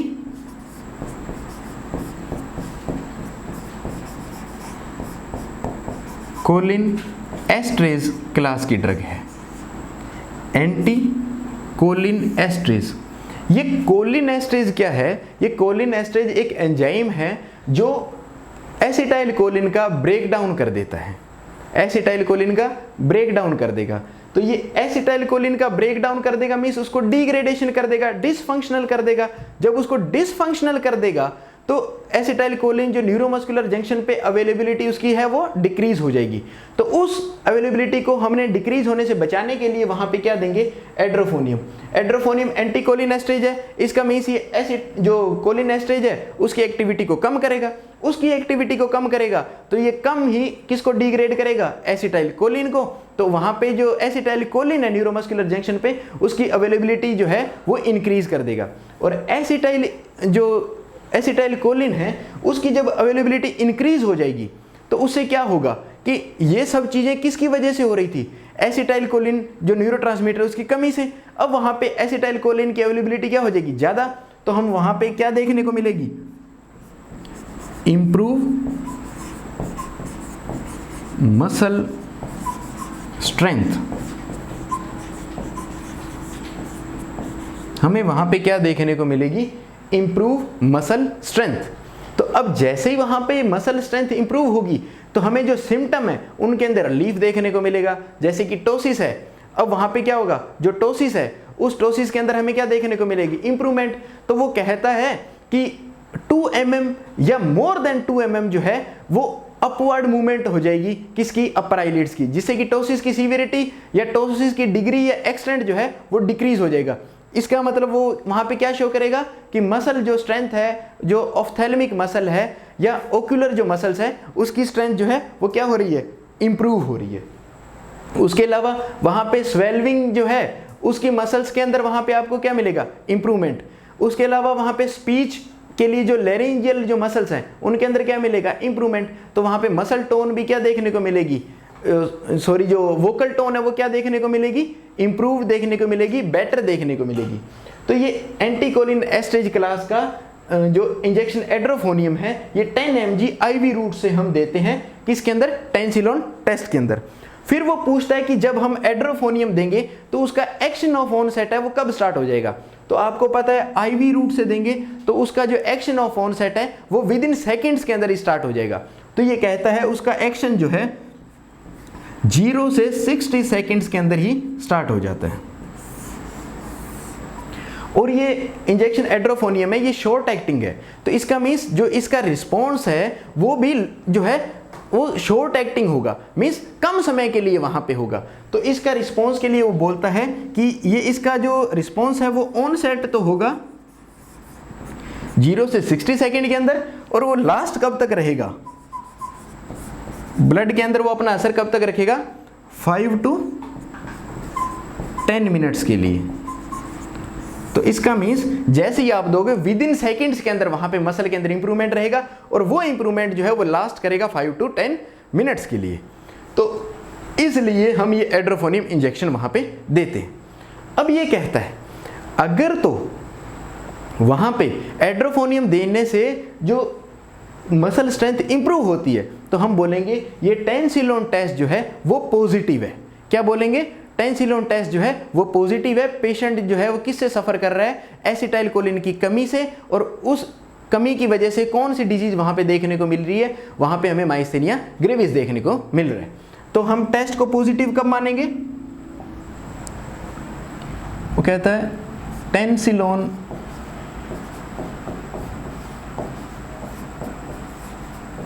जो टेस्ट है इज कंसिडर्ड पॉजिटिव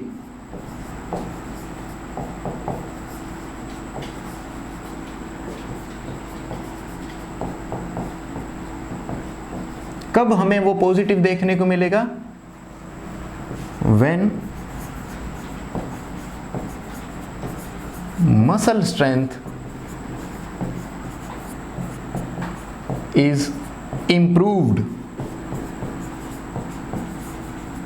after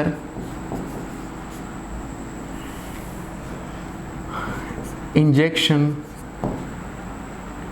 एड्रोफोनियम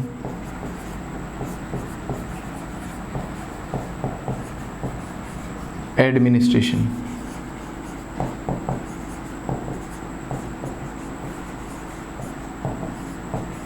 तो वो कहता है कि जैसे ही आपने इंजेक्शन एड्रोफोनियम दिया वहाँ पे मसल की स्ट्रेंथ अगर इंप्रूव हुई तो आप बोलोगे कि टेंसिलोन टेस्ट जो है वो पॉजिटिव है।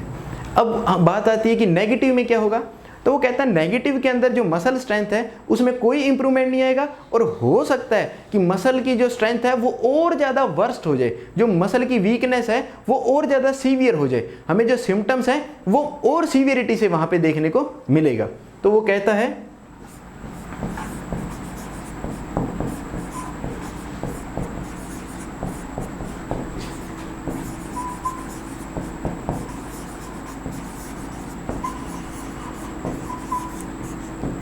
considered negative कब, when muscle strength doesn't improve और या फिर क्या होगा, even worst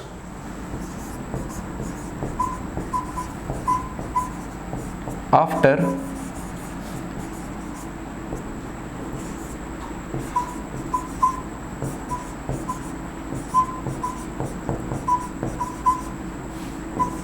एडमिनिस्ट्रेशन।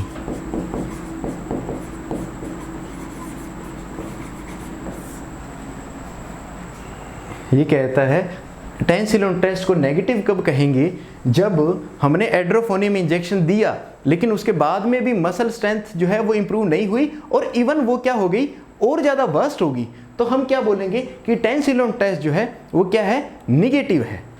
तो ये हमने टेंसिलोन टेस्ट जो है वो मायस्थेनिया ग्रेविस को डायग्नोज करने के लिए वहाँ पे यूज़ किया, जिसके अंदर अगर तो इंजेक्शन एड्रोफोनियम देने के बाद में मसल स्ट्रेंथ इंप्रूव होती है तो हम बोलेंगे कि टेंसिलोन टेस्ट पॉजिटिव है और जो पेशेंट है वो मायस्थेनिया ग्रेविस से सफ़र कर रहा है। लेकिन अगर वहाँ पे टेंसिलोन टेस्ट है वो नेगेटिव आता है, जिसका मतलब क्या हुआ कि जो मसल स्ट्रेंथ है वो इंप्रूव नहीं हुई और बल्कि और ज़्यादा वर्स्ट होगी। कब? After administration of injection एड्रोफोनियम।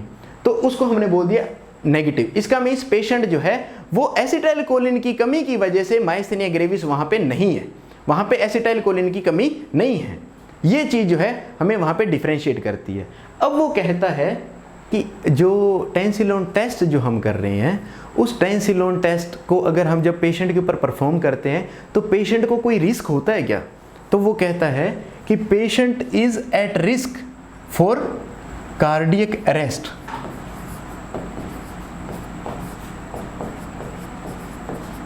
या वेंट्रिकुलर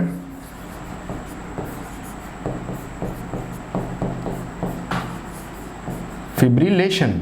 मीन्स अगर आप किसी पेशेंट के ऊपर एड्रोफोनियम इंजेक्शन दे रहे हो तो पेशेंट किस रिस्क के ऊपर है? तो पेशेंट के अंदर कार्डिक अरेस्ट होने का रिस्क है या वेंट्रिकुलर फिब्रिलेशन होने का वहाँ पे रिस्क रहेगा।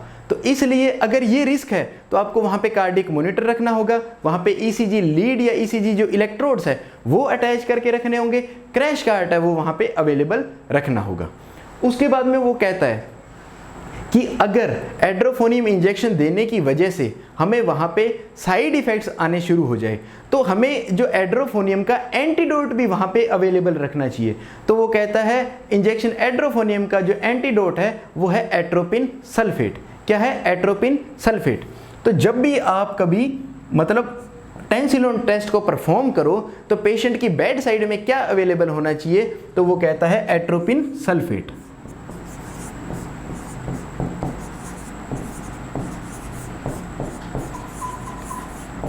तो हमने देखा था एड्रोफोनियम जो है वो एसिटाइलकोलिन की कंसंट्रेशन को इंक्रीज करता है। तो अब हमें ऐसी कौन सी ड्रग वहां पे देनी होगी?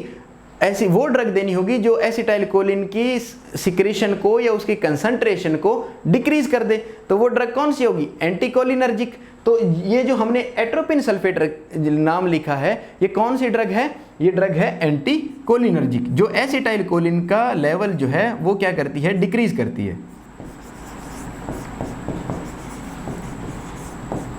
तो वो कहता है कि हमने जो एसिटाइलकोलिन को बढ़ाया था अगर वो हमारे लिए जो है वो मतलब लाइफ थ्रेटनिंग हो जाए तो उसकी जो टॉक्सिसिटी है डोज की उसको रिवर्स करने के लिए जो उसका एंटीडोट है वो एट्रोपिन सल्फेट जो है हम पेशेंट की बेड साइड ही रखते हैं जब हम टेंसिलोन टेस्ट है वहाँ पे परफॉर्म करते हैं।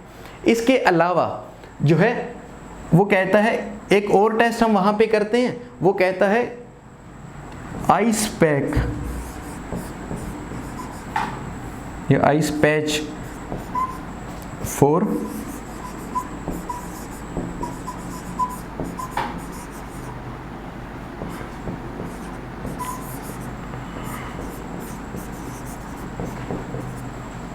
कहता है कि जो आइस पैक है वो हम जो है उसकी जो अपर आईलिड है वहाँ पे 10 से 15 मिनट के लिए जो है वो अप्लाई करते हैं। तो ये आइस पैक या आइस पैच जो है वो कितनी मिनट के लिए अप्लाई करते हैं? 10 to 15 मिनट्स। हमने 10 to 15 मिनट्स जो है वहाँ पे आइस जो पैक है वो एज ए पैच जो है वहाँ पे अप्लाई किया है। कहता है उसके बाद में आपको क्या देखने को मिलेगा? तो वो कहता है कि ये जो 10 to 15 मिनट आइस पैक रखा है ये क्या करेगा? ये कहता है कि जो रिसर्च स्टडीज़ है उसके अंदर देखने को मिला है कि ये जो आइस पैच है ये क्या करेगा, जो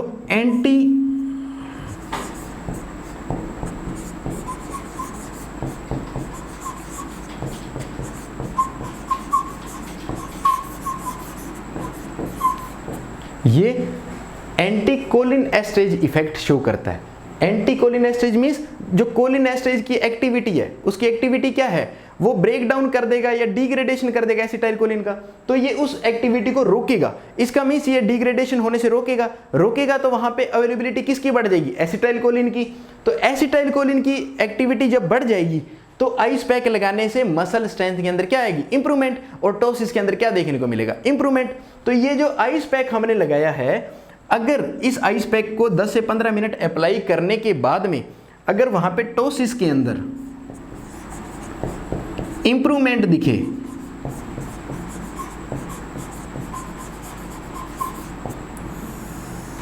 तो ये टॉसिस में इंप्रूवमेंट देखने का मतलब क्या है, जो हमारी ओक्यूलर मसल्स है उसकी स्ट्रेंथ बढ़ गई है। वो बढ़ी क्यों, क्योंकि ये आइस पैच जो है एंटीकोलिनेस्टेज इफेक्ट रखता है। तो अब जैसे ही वहां पे स्ट्रेंथ बढ़ गई तो उसकी वजह से जो टॉसिस जिसकी एसिटाइलकोलिन की कमी से हो रहा था, अब वहां पे एसिटाइलकोलिन बन रहा है, तो जो टॉसिस है उसके अंदर इंप्रूवमेंट आ जाएगा, और जो उसकी एक्सटेंट है, जो मतलब उसका ड्रॉपिंग डाउन है, उसके एक्सटेंट के अंदर क्या आ जाएगी, कमी आ जाएगी। तो ये भी टेस्ट जो है हम माइस्थेनिया ग्रेविस के अंदर करते हैं।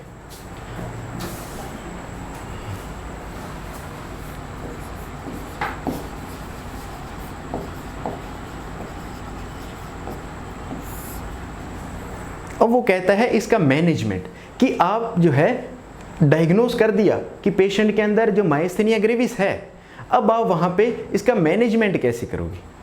तो वो कहता है कि हमें फिर एक बार उस चीज़ को रिपीट करते हैं कि हमें यहाँ पे खतरा किस चीज़ से है, हमें यहाँ पे खतरा रेस्पिरेटरी मसल वीकनेस से होने वाले रेस्पिरेटरी फेलियर के लिए है। तो इसलिए हमें जो है यहाँ पे जो ट्रीटमेंट करना पड़ेगा वो जो है अग्रेसिव अप्रोच के साथ करना पड़ेगा, ताकि पेशेंट को जो है वो हम सिम्टोमेटिक रिलीफ दिला सकें और कोई भी लाइफ थ्रेटनिंग कंडीशन वहाँ पे हैपन हो उससे पहले ही हम उसे ट्रीट कर सकें। तो यहाँ पे हम जो है मेडिकल मैनेजमेंट के अंदर हम वहाँ पे क्या करेंगे, फर्स्ट ऑफ ऑल हम देखें मेडिकल मैनेजमेंट।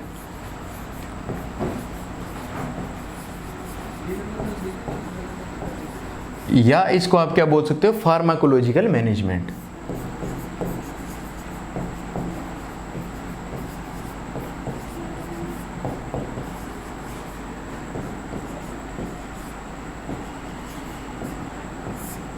Pharmacological management. तो इसके अंदर वो कहता है कि हम यहाँ पे जो एंटीकोलिनेस्टेज प्रॉपर्टी वाली या एंटीकोलिनेस्टेज क्लास वाली जो ड्रग है वो यूज करते हैं।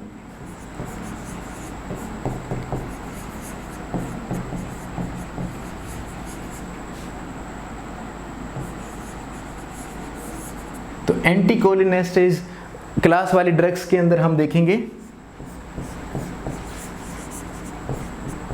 नियोस्टिग्माइन, पाइरिडोस्टिग्माइन,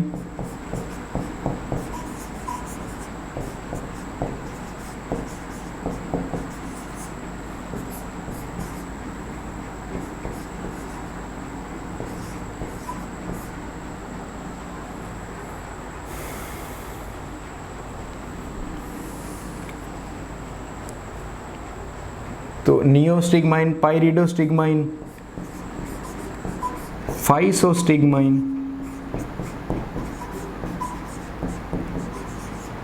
तो ये ड्रग्स जो है ये एंटीकोलिनेस्टेज प्रॉपर्टी वाली है। इसका मीन्स ये कोलिनेस्टेज की जो प्रॉपर्टी है उसको क्या करेगी, जो है एंटागोनिस्ट कर देगी। मीन्स उसकी जो प्रॉपर्टी है उसको क्या कर देगी, डिप्रेस कर देगी, इनहिबिट कर देगी, जिसकी वजह से एसिटाइलकोलिन जो है वो ज़्यादा देर तक वहाँ पे रहेगा, जिससे कि उसकी अवेलेबिलिटी बढ़ जाएगी और जिससे क्या है हमारी मसल स्ट्रेंथ जो है उसके अंदर इंप्रूवमेंट देखने को मिलेगा। तो यहाँ पे क्वेश्चन आता है कि ड्रग ऑफ चॉइस कौन सी है माइस्थेनिया ग्रेविस के लिए। तो जो नियोस्टिग्माइन है उसे हम ड्रग ऑफ चॉइस बोलते हैं माइस्थेनिया ग्रेविस के लिए।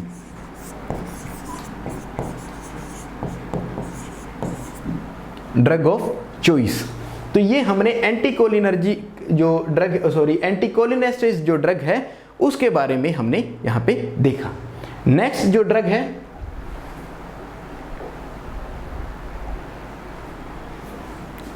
वो कहता है कि जो कोर्टिकोस्टेरॉइड्स हैं, जिसके अंदर यूजुअली हम यूज़ करते हैं वो है प्रेडनिसोन, जो कहता है कि जो हमारे यहाँ पे टी सेल का रिस्पांस बढ़ गया, जिससे कि जो ऑटो एंटीबॉडीज़ बन रही है उस इफ़ेक्ट को कम करने के लिए हम वहाँ पे कोर्टिकोस्टेरॉइड्स देते हैं। कोर्टिकोस्टेरॉइड में भी कौन सा जो है, सॉरी,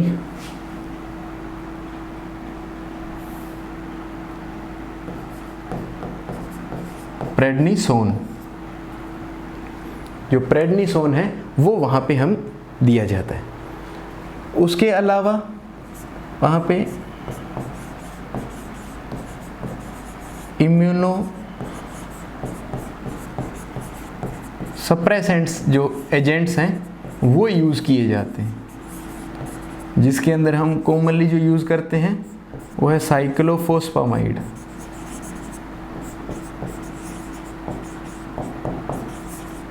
या एक एजीथायोप्रिन और साइक्लोफॉस्फामाइड नाम से जो एजेंट्स आते हैं उनको हम एज ए इम्यूनोसप्रेसेंट एजेंट के रूप में यूज़ करते हैं।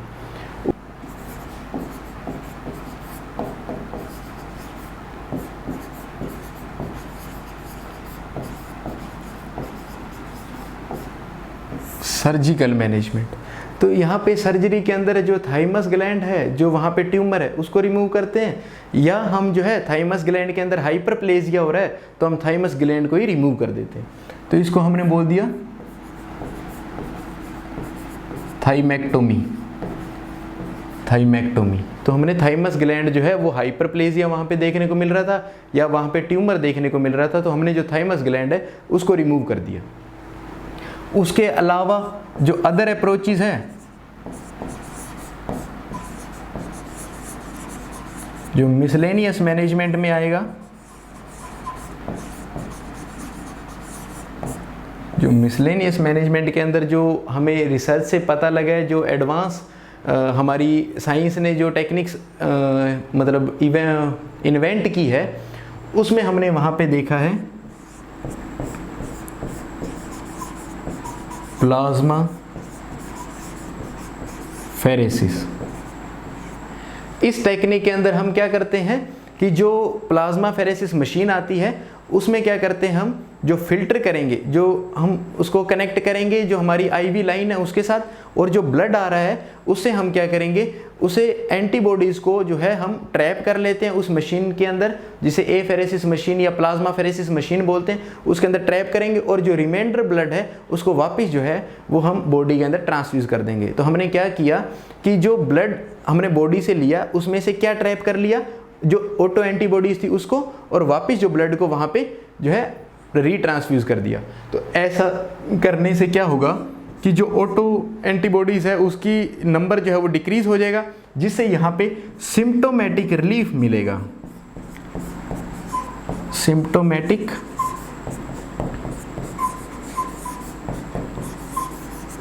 रिलीफ देखने को मिलेगा। ये कुछ मंथ्स के लिए, जिस तरह 4 to 5 मंथ्स तक सिम्प्टोमेटिक रिलीफ रहता है, तो इसलिए हम वहाँ पे प्लाज्मा फेरेसिस करते हैं। तो ये हमने मिसलेनियस मैनेजमेंट में देख लिया, सर्जरी में थाइमेक्टोमी देख ली, मेडिकल मैनेजमेंट के अंदर कोर्टिकोस्टेरॉइड, इम्यूनोसप्रेसेंट, उसके अलावा हमने एंटीकोलिनेस्टिस ड्रग्स देख ली जिसके अंदर नियोस्टिग्मिन जो ड्रग ऑफ चॉइस है, उसके अलावा पाइरिडोस्टिग्मिन, फाइसोस्टिग्मिन ये जो एंटीकोलिनेस्टिस ड्रग है। उसके बाद में हमने कोर्टिकोस्टेरॉइड्स, इम्यूनोसप्रेसेंट, फिर सर्जरी के अंदर थाइमेक्टोमी, मिसलेनियस मैनेजमेंट में प्लाज्मा फेरेसिस जिससे सिम्प्टोमेटिक रिलीफ है वो कुछ मंथ्स के लिए जो है हमें वहाँ पे मिल जाता है। अब जो आता है वो है नर्सिंग मैनेजमेंट, जो हमारी रिस्पॉन्सिबिलिटी है, जो हमारी अप्रोच है पेशेंट को जो है केयर करने की, उसके बारे में।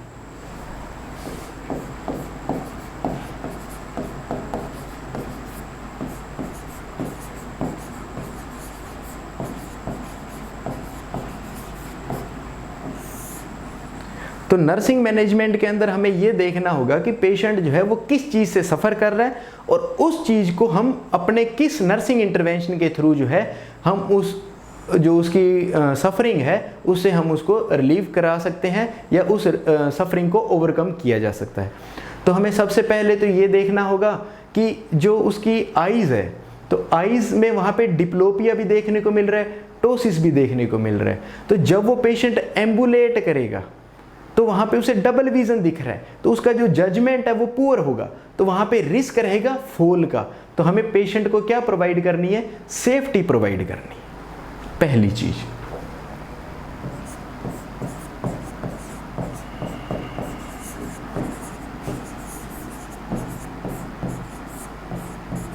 क्यों सेफ्टी देनी है? टू मिनिमाइज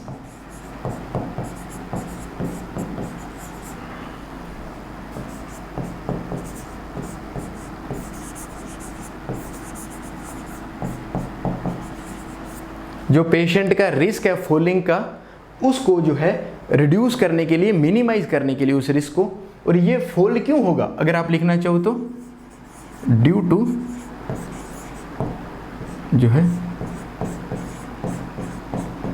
डिप्लोपिया की वजह से, डिप्लोपिया की वजह से उसका रिस्क रहेगा फॉलिंग का। उस रिस्क को मिनिमाइज करने के लिए हमें वहां पे क्या देनी होगी? सेफ्टी प्रोवाइड करनी होगी, एक बात। दूसरी बात, वो कहता है कि वहां पे जो गैग रिफ्लेक्स है, ठीक है, स्वेलो रिफ्लेक्स है, वो हो गया पुअर, ठीक है। अब वो पुअर हो गया तो हमें वहां पे किस चीज का रिस्क रहेगा? वहां पे एस्पिरेशन का रिस्क रहेगा। किसका? एस्पिरेशन का। तो वो कहता है कि हमें वहां पे नॉर्मली पेशेंट का हेड ऑफ दी जो बेड है, जो बेड का हेड है, उसको हम एलिवेट रखते हैं। तो वो कहता है हम जो है अप टू 30 डिग्री तक जो है हेड जो है वो एलिवेट करेंगे। तो वो कहता है head of bed is elevated to 30 degree, ठीक है। किसके लिए? To minimize the risk for aspiration.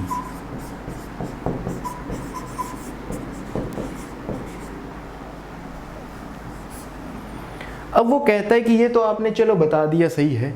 वो कहता है जब फीडिंग देनी हो अगर पेशेंट को, जब फीडिंग देनी हो पेशेंट को, तो हमें क्या करना पड़ेगा? तो वो कहता है कि उस टाइम में हम पेशेंट को अगर पॉसिबल हो तो अपराइट पोजीशन दिलवाते हैं। कौन सी पोजीशन दिलवाएंगे? Upright position.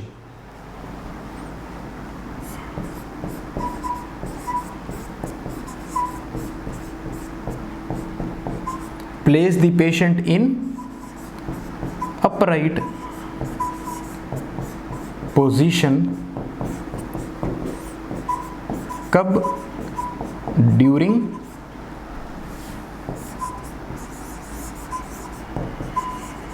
फीडिंग। तो ये कहता है फीडिंग के दौरान जो है हमें पोजीशन कौन सी दिलानी है? तो वो कहता है अपराइट पोजीशन जो है वो हमें वहां पे प्रोवाइड करनी है, पेशेंट को प्लेस करना है अपराइट पोजीशन में। एक चीज फीडिंग से रिगार्डिंग 2-3 बातें हैं जिसके बारे में हम देखते हैं। दूसरी बात ये कहता है कि हमने ये ध्यान रखना है कि जब पेशेंट को फीडिंग करानी हो उससे आधे से 1 घंटा पहले जो है हमने पेशेंट को मेडिकेशन देनी है। इसका क्या मतलब हुआ? तो वो कहता है जब खाना खाएगा पेशेंट उस वक्त तक जो आपने मेडिकेशन दी है वो अपने पीक लेवल पे होगी। जिससे पीक लेवल पे होने का मतलब कि अब जो पेशेंट की मसल स्ट्रेंथ है वो मतलब स्ट्रॉन्गेस्ट होगी उस मेडिसिन के असर के कारण।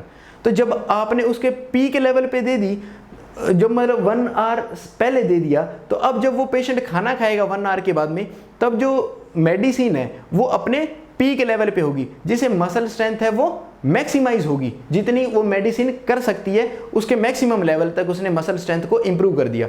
जब मसल स्ट्रेंथ इंप्रूव होगी तो वहाँ पे स्वेलिंग वाली भी मसल जो है वो इंप्रूव होगी, वहाँ पे जो है चीविंग वाली भी जो मसल है वो क्या होगी? इंप्रूव होगी। जब ये सब मसल्स इंप्रूव होगी तो वहाँ पे रिस्क फॉर एस्पिरेशन जो है वो क्या हो जाएगा? डिक्रीज हो जाएगा। तो वो कहता है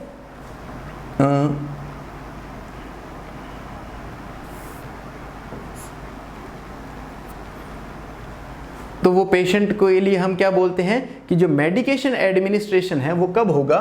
तो वो कहता है जो मेडिकेशंस हैं should be administered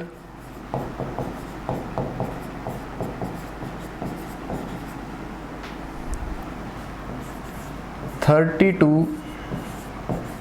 60 minutes before feeding। और ऐसा हम क्यों करते हैं? To prevent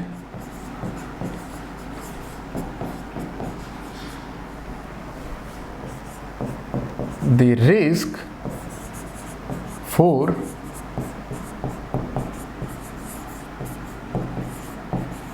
aspiration. तो वो कहता है कि जो आपने मेडिकेशन एडमिनिस्ट्रेशन है वो 30 to 60 मिनट बिफोर जो आपका स्केड्यूल्ड मील टाइम है उसे पहले देनी है। फिर वो कहता है कि आपने पहले हमने बात की थी कि पेशेंट हमें बताता है कि जो मसल स्ट्रेंथ है या जो मसल की जो पावर है वो मॉर्निंग के टाइम में सही रहती है। तो वो कहता है कि अगर आप मील को डिवाइड करो तो आप बोल सकते हो कि जो मॉर्निंग टाइम में जो आप मील दे रहे हो वो लार्जर मील दे सकते हो, हैवी मील दे सकते हो, क्योंकि उस टाइम में एक तो मसल स्ट्रेंथ वैसे ही बेटर होती है, दूसरा आपने मेडिकेशन भी आधे से 1 घंटा पहले दे दी। तो आप जो लार्जर मील है उसको प्रेफरेबली कब दो? मॉर्निंग में दो। और जो मील का टाइप है वो फूड है वो प्रेफरेंस क्या होगी आपकी? तो वो कहता है कि देखा गया है सॉलिड और लिक्विड फूड की बजाय सेमी सॉलिड जो फूड है उससे एस्पिरेशन का रिस्क जो है वो कम रहता है और पेशेंट इजीली टॉलरेट कर लेता है। तो हमारा जो प्रेफरेबल जो हमारा प्रेफरेबल फूड चॉइस रहेगी वो रहेगी सेमी सॉलिड फूड। कौन सी रहेगी? Semi solid food. तो यहां पे लिख सकते हो आप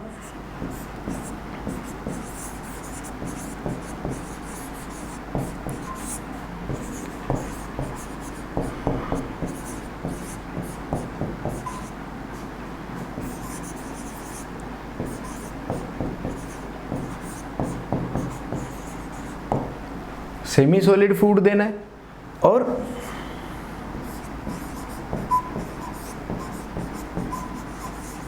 लार्जर मील जो मॉर्निंग में दोगे वो लार्जर मील होना चाहिए। इज गिवन इन मॉर्निंग के अंदर जो लार्जर मील है वो देना चाहिए। अब जो लास्ट है लेकिन इंपॉर्टेंट पॉइंट है कि रेस्पिरेटरी मसल वीकनेस वहाँ पे है तो हमें वहाँ पे इमरजेंसी जो इक्विपमेंट्स है वो पेशेंट की बेड साइड जो है अवेलेबल रहना चाहिए। तो हॉस्पिटल सेटिंग के अंदर जो इमरजेंसी इक्विपमेंट्स हैं उसके अलावा इमरजेंसी ड्रग्स है वो हम क्रैश कार्ट के अंदर रखते हैं। तो हम बोल सकते हैं कि जो क्रैश कार्ट है उसको हम क्या करेंगे? पेशेंट की बेड साइड जो है वो प्लेस करके रखेंगे। उसके अलावा वहाँ पे सक्शनिंग जो अपरेटस है या सक्शनिंग मशीन है वो भी वहाँ पे अवेलेबल रहना चाहिए। उसके अलावा जो सक्शनिंग कैथेटर है वो भी एप्रोप्रिएट साइज़ का वहाँ पे अवेलेबल होना चाहिए। तो हम बोल सकते हैं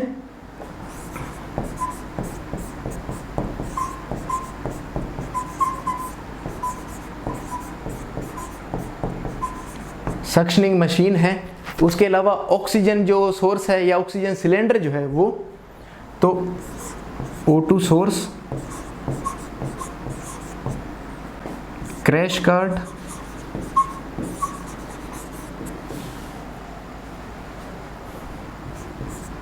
ET tubes and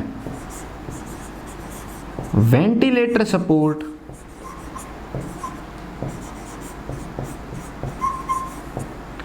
should be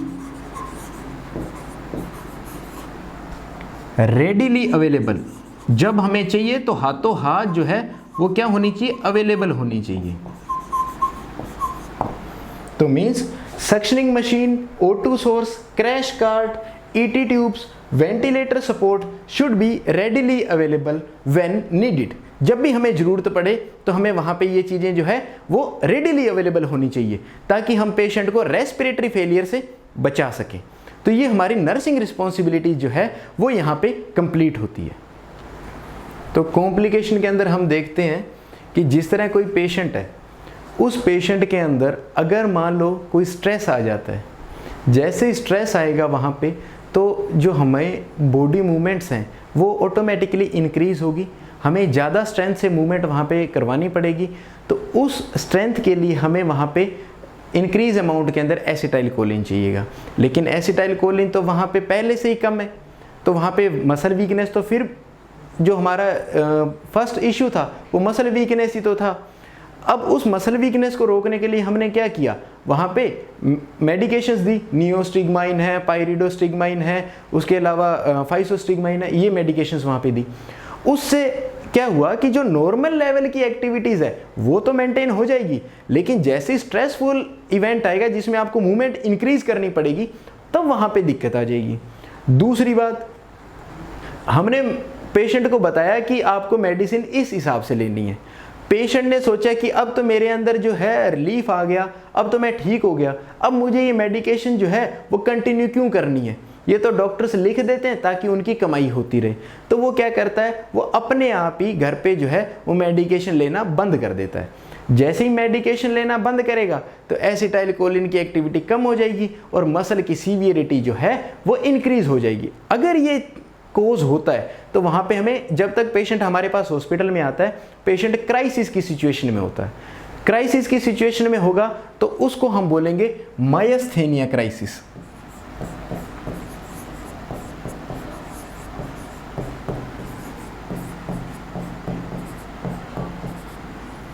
तो ये मायस्थेनिया क्राइसिस में वो क्या सिम्टम लेके हमारे सामने प्रेजेंट होगा, तो उसके लिए आपको पता होना चाहिए कि जो हमारा ऑटोनोमिक नर्वस सिस्टम है वो दो पार्ट्स के अंदर डिवाइड है, सिंपैथेटिक और पैरासिम्पैथेटिक।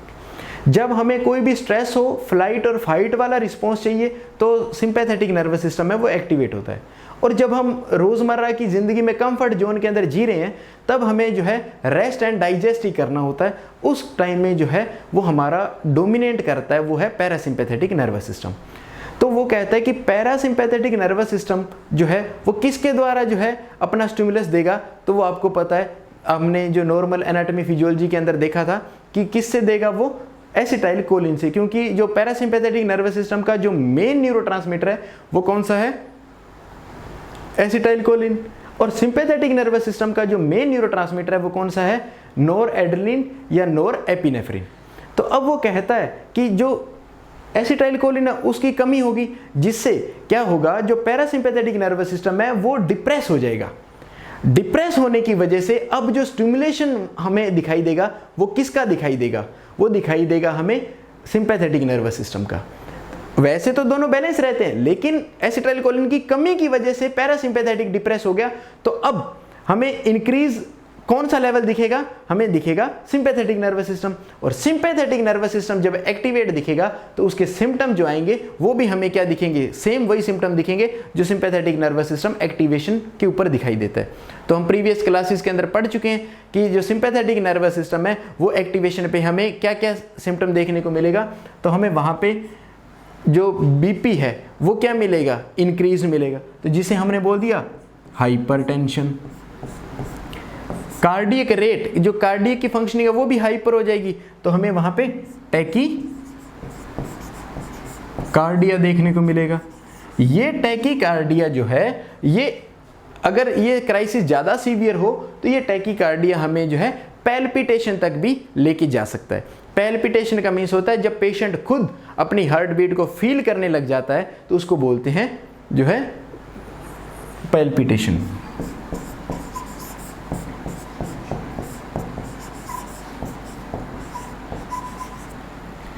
उसके अलावा जो रेस्पिरेटरी रेट है वो भी हमें क्या मिलेगी, इंक्रीज मिलेगी।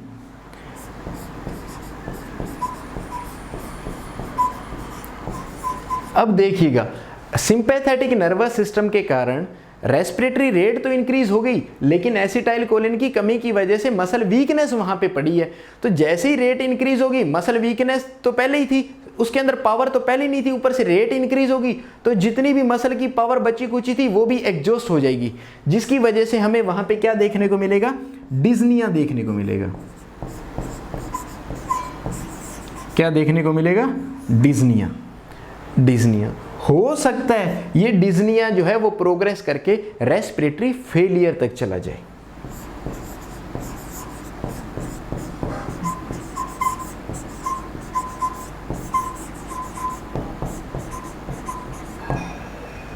तो ये जब पेशेंट हमारे पास आएगा माइस्थेनिया क्राइसिस लेके, तो हमें ये सिम्टम जो है वहाँ पे पेशेंट के अंदर देखने को मिलेंगे। एक तो ये हमें कॉम्प्लिकेशन वहाँ पे देखने को मिलेगा माइस्थेनिया क्राइसिस, जब पेशेंट कोई स्ट्रेसफुल इवेंट से गुजर रहा होगा या उसने जो है स्पॉन्टेनियसली विड्रॉल एब्रप्ट कर लिया किसका, जो मेडिसिन वो वहाँ पे ले रहा था, उसकी वजह से जो है पेशेंट क्राइसिस में चला जाएगा। उस क्राइसिस को हम नाम देंगे माइस्थेनिया क्राइसिस। अब नेक्स्ट वहाँ पे क्राइसिस हमें देखने को मिलेगा, उसका नाम है कोलिनर्जिक क्राइसिस।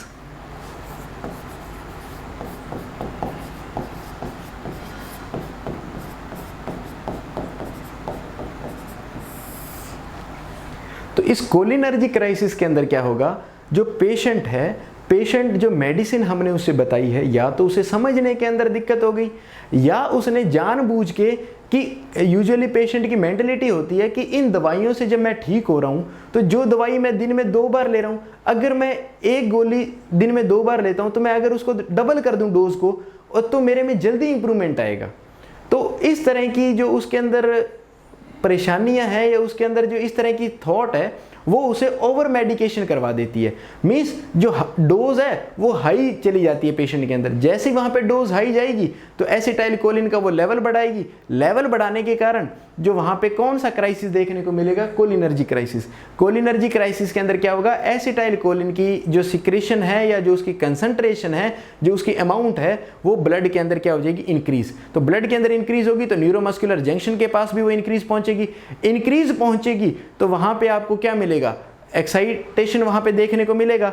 एक्साइटेशन देखने को मिलेगा तो आपको पता है एसिटाइलकोलिन कौन सा न्यूरोट्रांसमीटर किस के लिए काम करता है, पैरासिम्पैथेटिक नर्वस सिस्टम के लिए।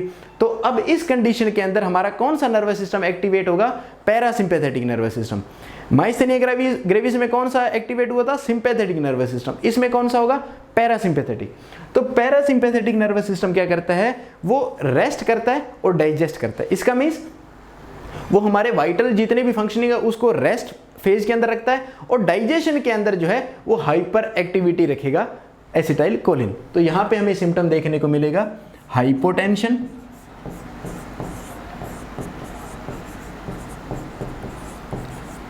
ब्रेडिकार्डिया,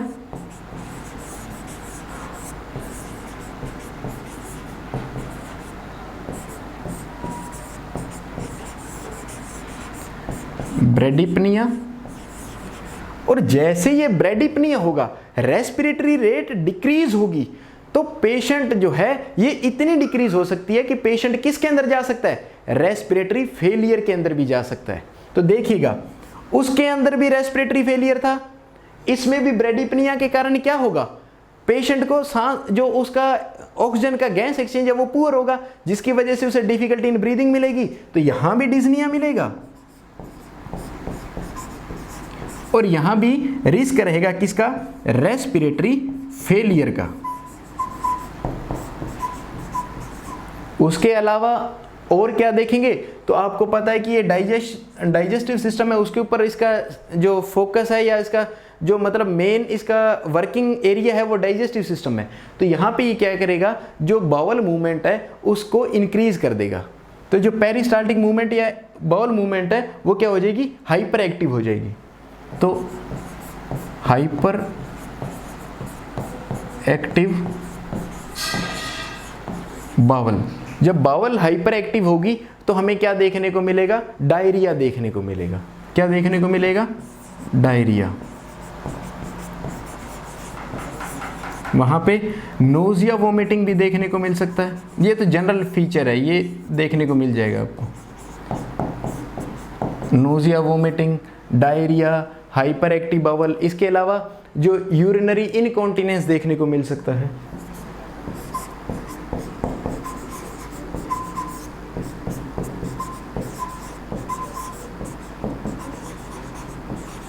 यूरिनरी इनकॉन्टिनेंस देखने को मिल सकता है।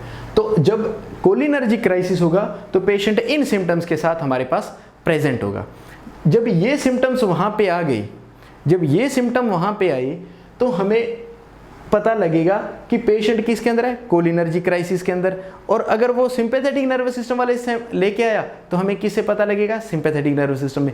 लेकिन वहां पे हम इमरजेंसी के अंदर जब पेशेंट हमारे पास आता है तो हम डिज़निया, रेस्पिरेटरी फेलियर, इनकी वजह से कंफ्यूज रहते हैं।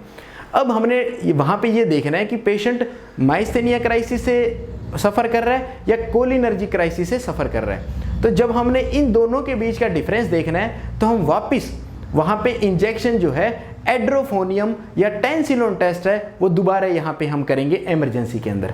इस वक्त हम ये देखना चाहेंगे उस टेंसिलोन टेस्ट से कि पेशेंट कोलिनर्जिक क्राइसिस से सफ़र कर रहा है या माइस्थेनिया क्राइसिस से कर रहा है। तो हम वहाँ पे पेशेंट को एड्रोफोनियम देंगे। जब हम वहाँ पे एड्रोफोनियम देंगे तो एड्रोफोनियम क्या है, एंटीकोलिनेस्टेज क्लास का केमिकल है या मेडिकेशन है। वो जैसे ही जाएगी वो एसिटाइलकोलिन का लेवल जो है वो क्या करेगी, इंक्रीज कर देगी, एसिटाइलकोलिन का लेवल इंक्रीज करेगी। अब अगर पेशेंट माइस्थेनिया क्राइसिस से जो है बिलोंग कर रहा है तो उसको जैसे ही वहाँ पे एसिटाइलकोलिन मिलेगा तो इन सिम्टम्स के अंदर उसको क्या देखने को मिलेगा, रिलीफ देखने को मिलेगा। क्या देखने को मिलेगा, रिलीफ देखने को मिलेगा। तो यहाँ पे क्या होगा, मसल की स्ट्रेंथ के अंदर इंप्रूवमेंट आएगा और इन सिम्टम्स के अंदर जो है वो रिलीफ महसूस होगा।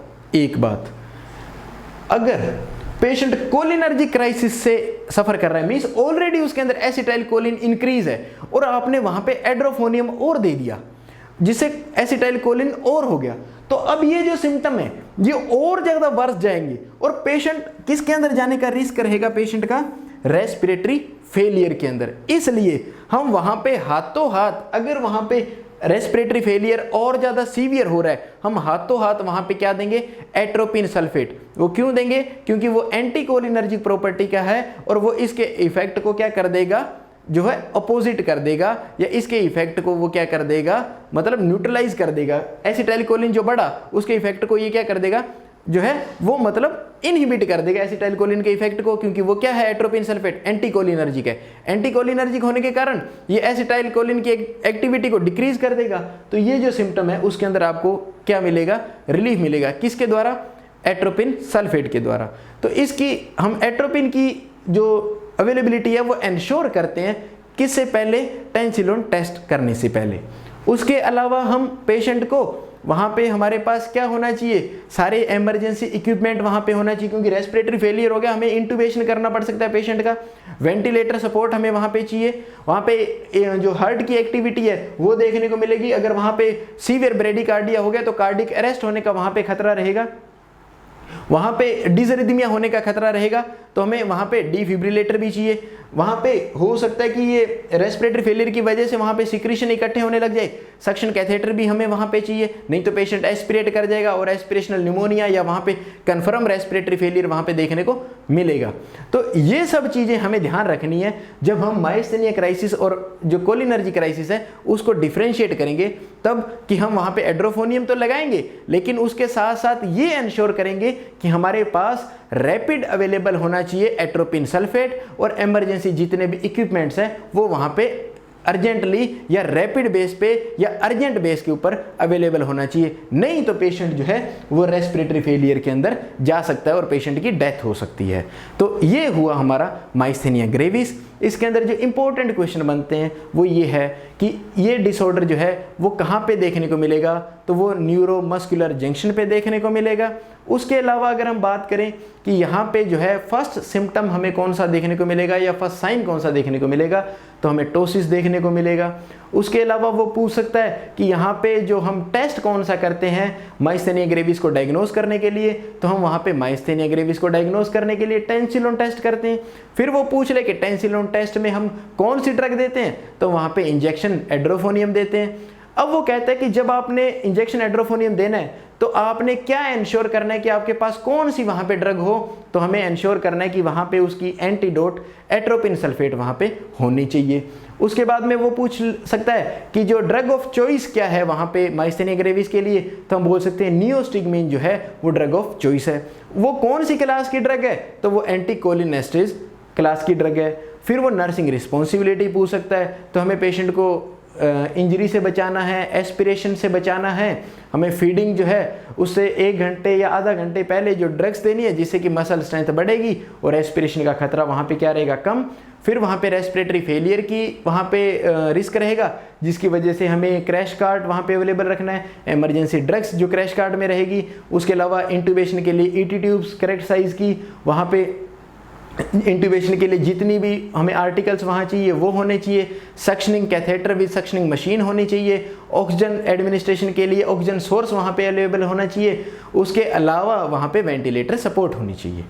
फिर हमने देखा कि अगर पेशेंट इमरजेंसी में आता है तो हमें वहाँ पे डिफरेंशिएट करना होगा कि ये कोलिनर्जी क्राइसिस है या माइस्थेनिया क्राइसिस है। वहाँ पे भी हम एट्रोफोनियम का यूज़ करते हैं और वहाँ पे भी जो है रेडिली अवेलेबल क्या रखते हैं, एट्रोपिन सल्फेट।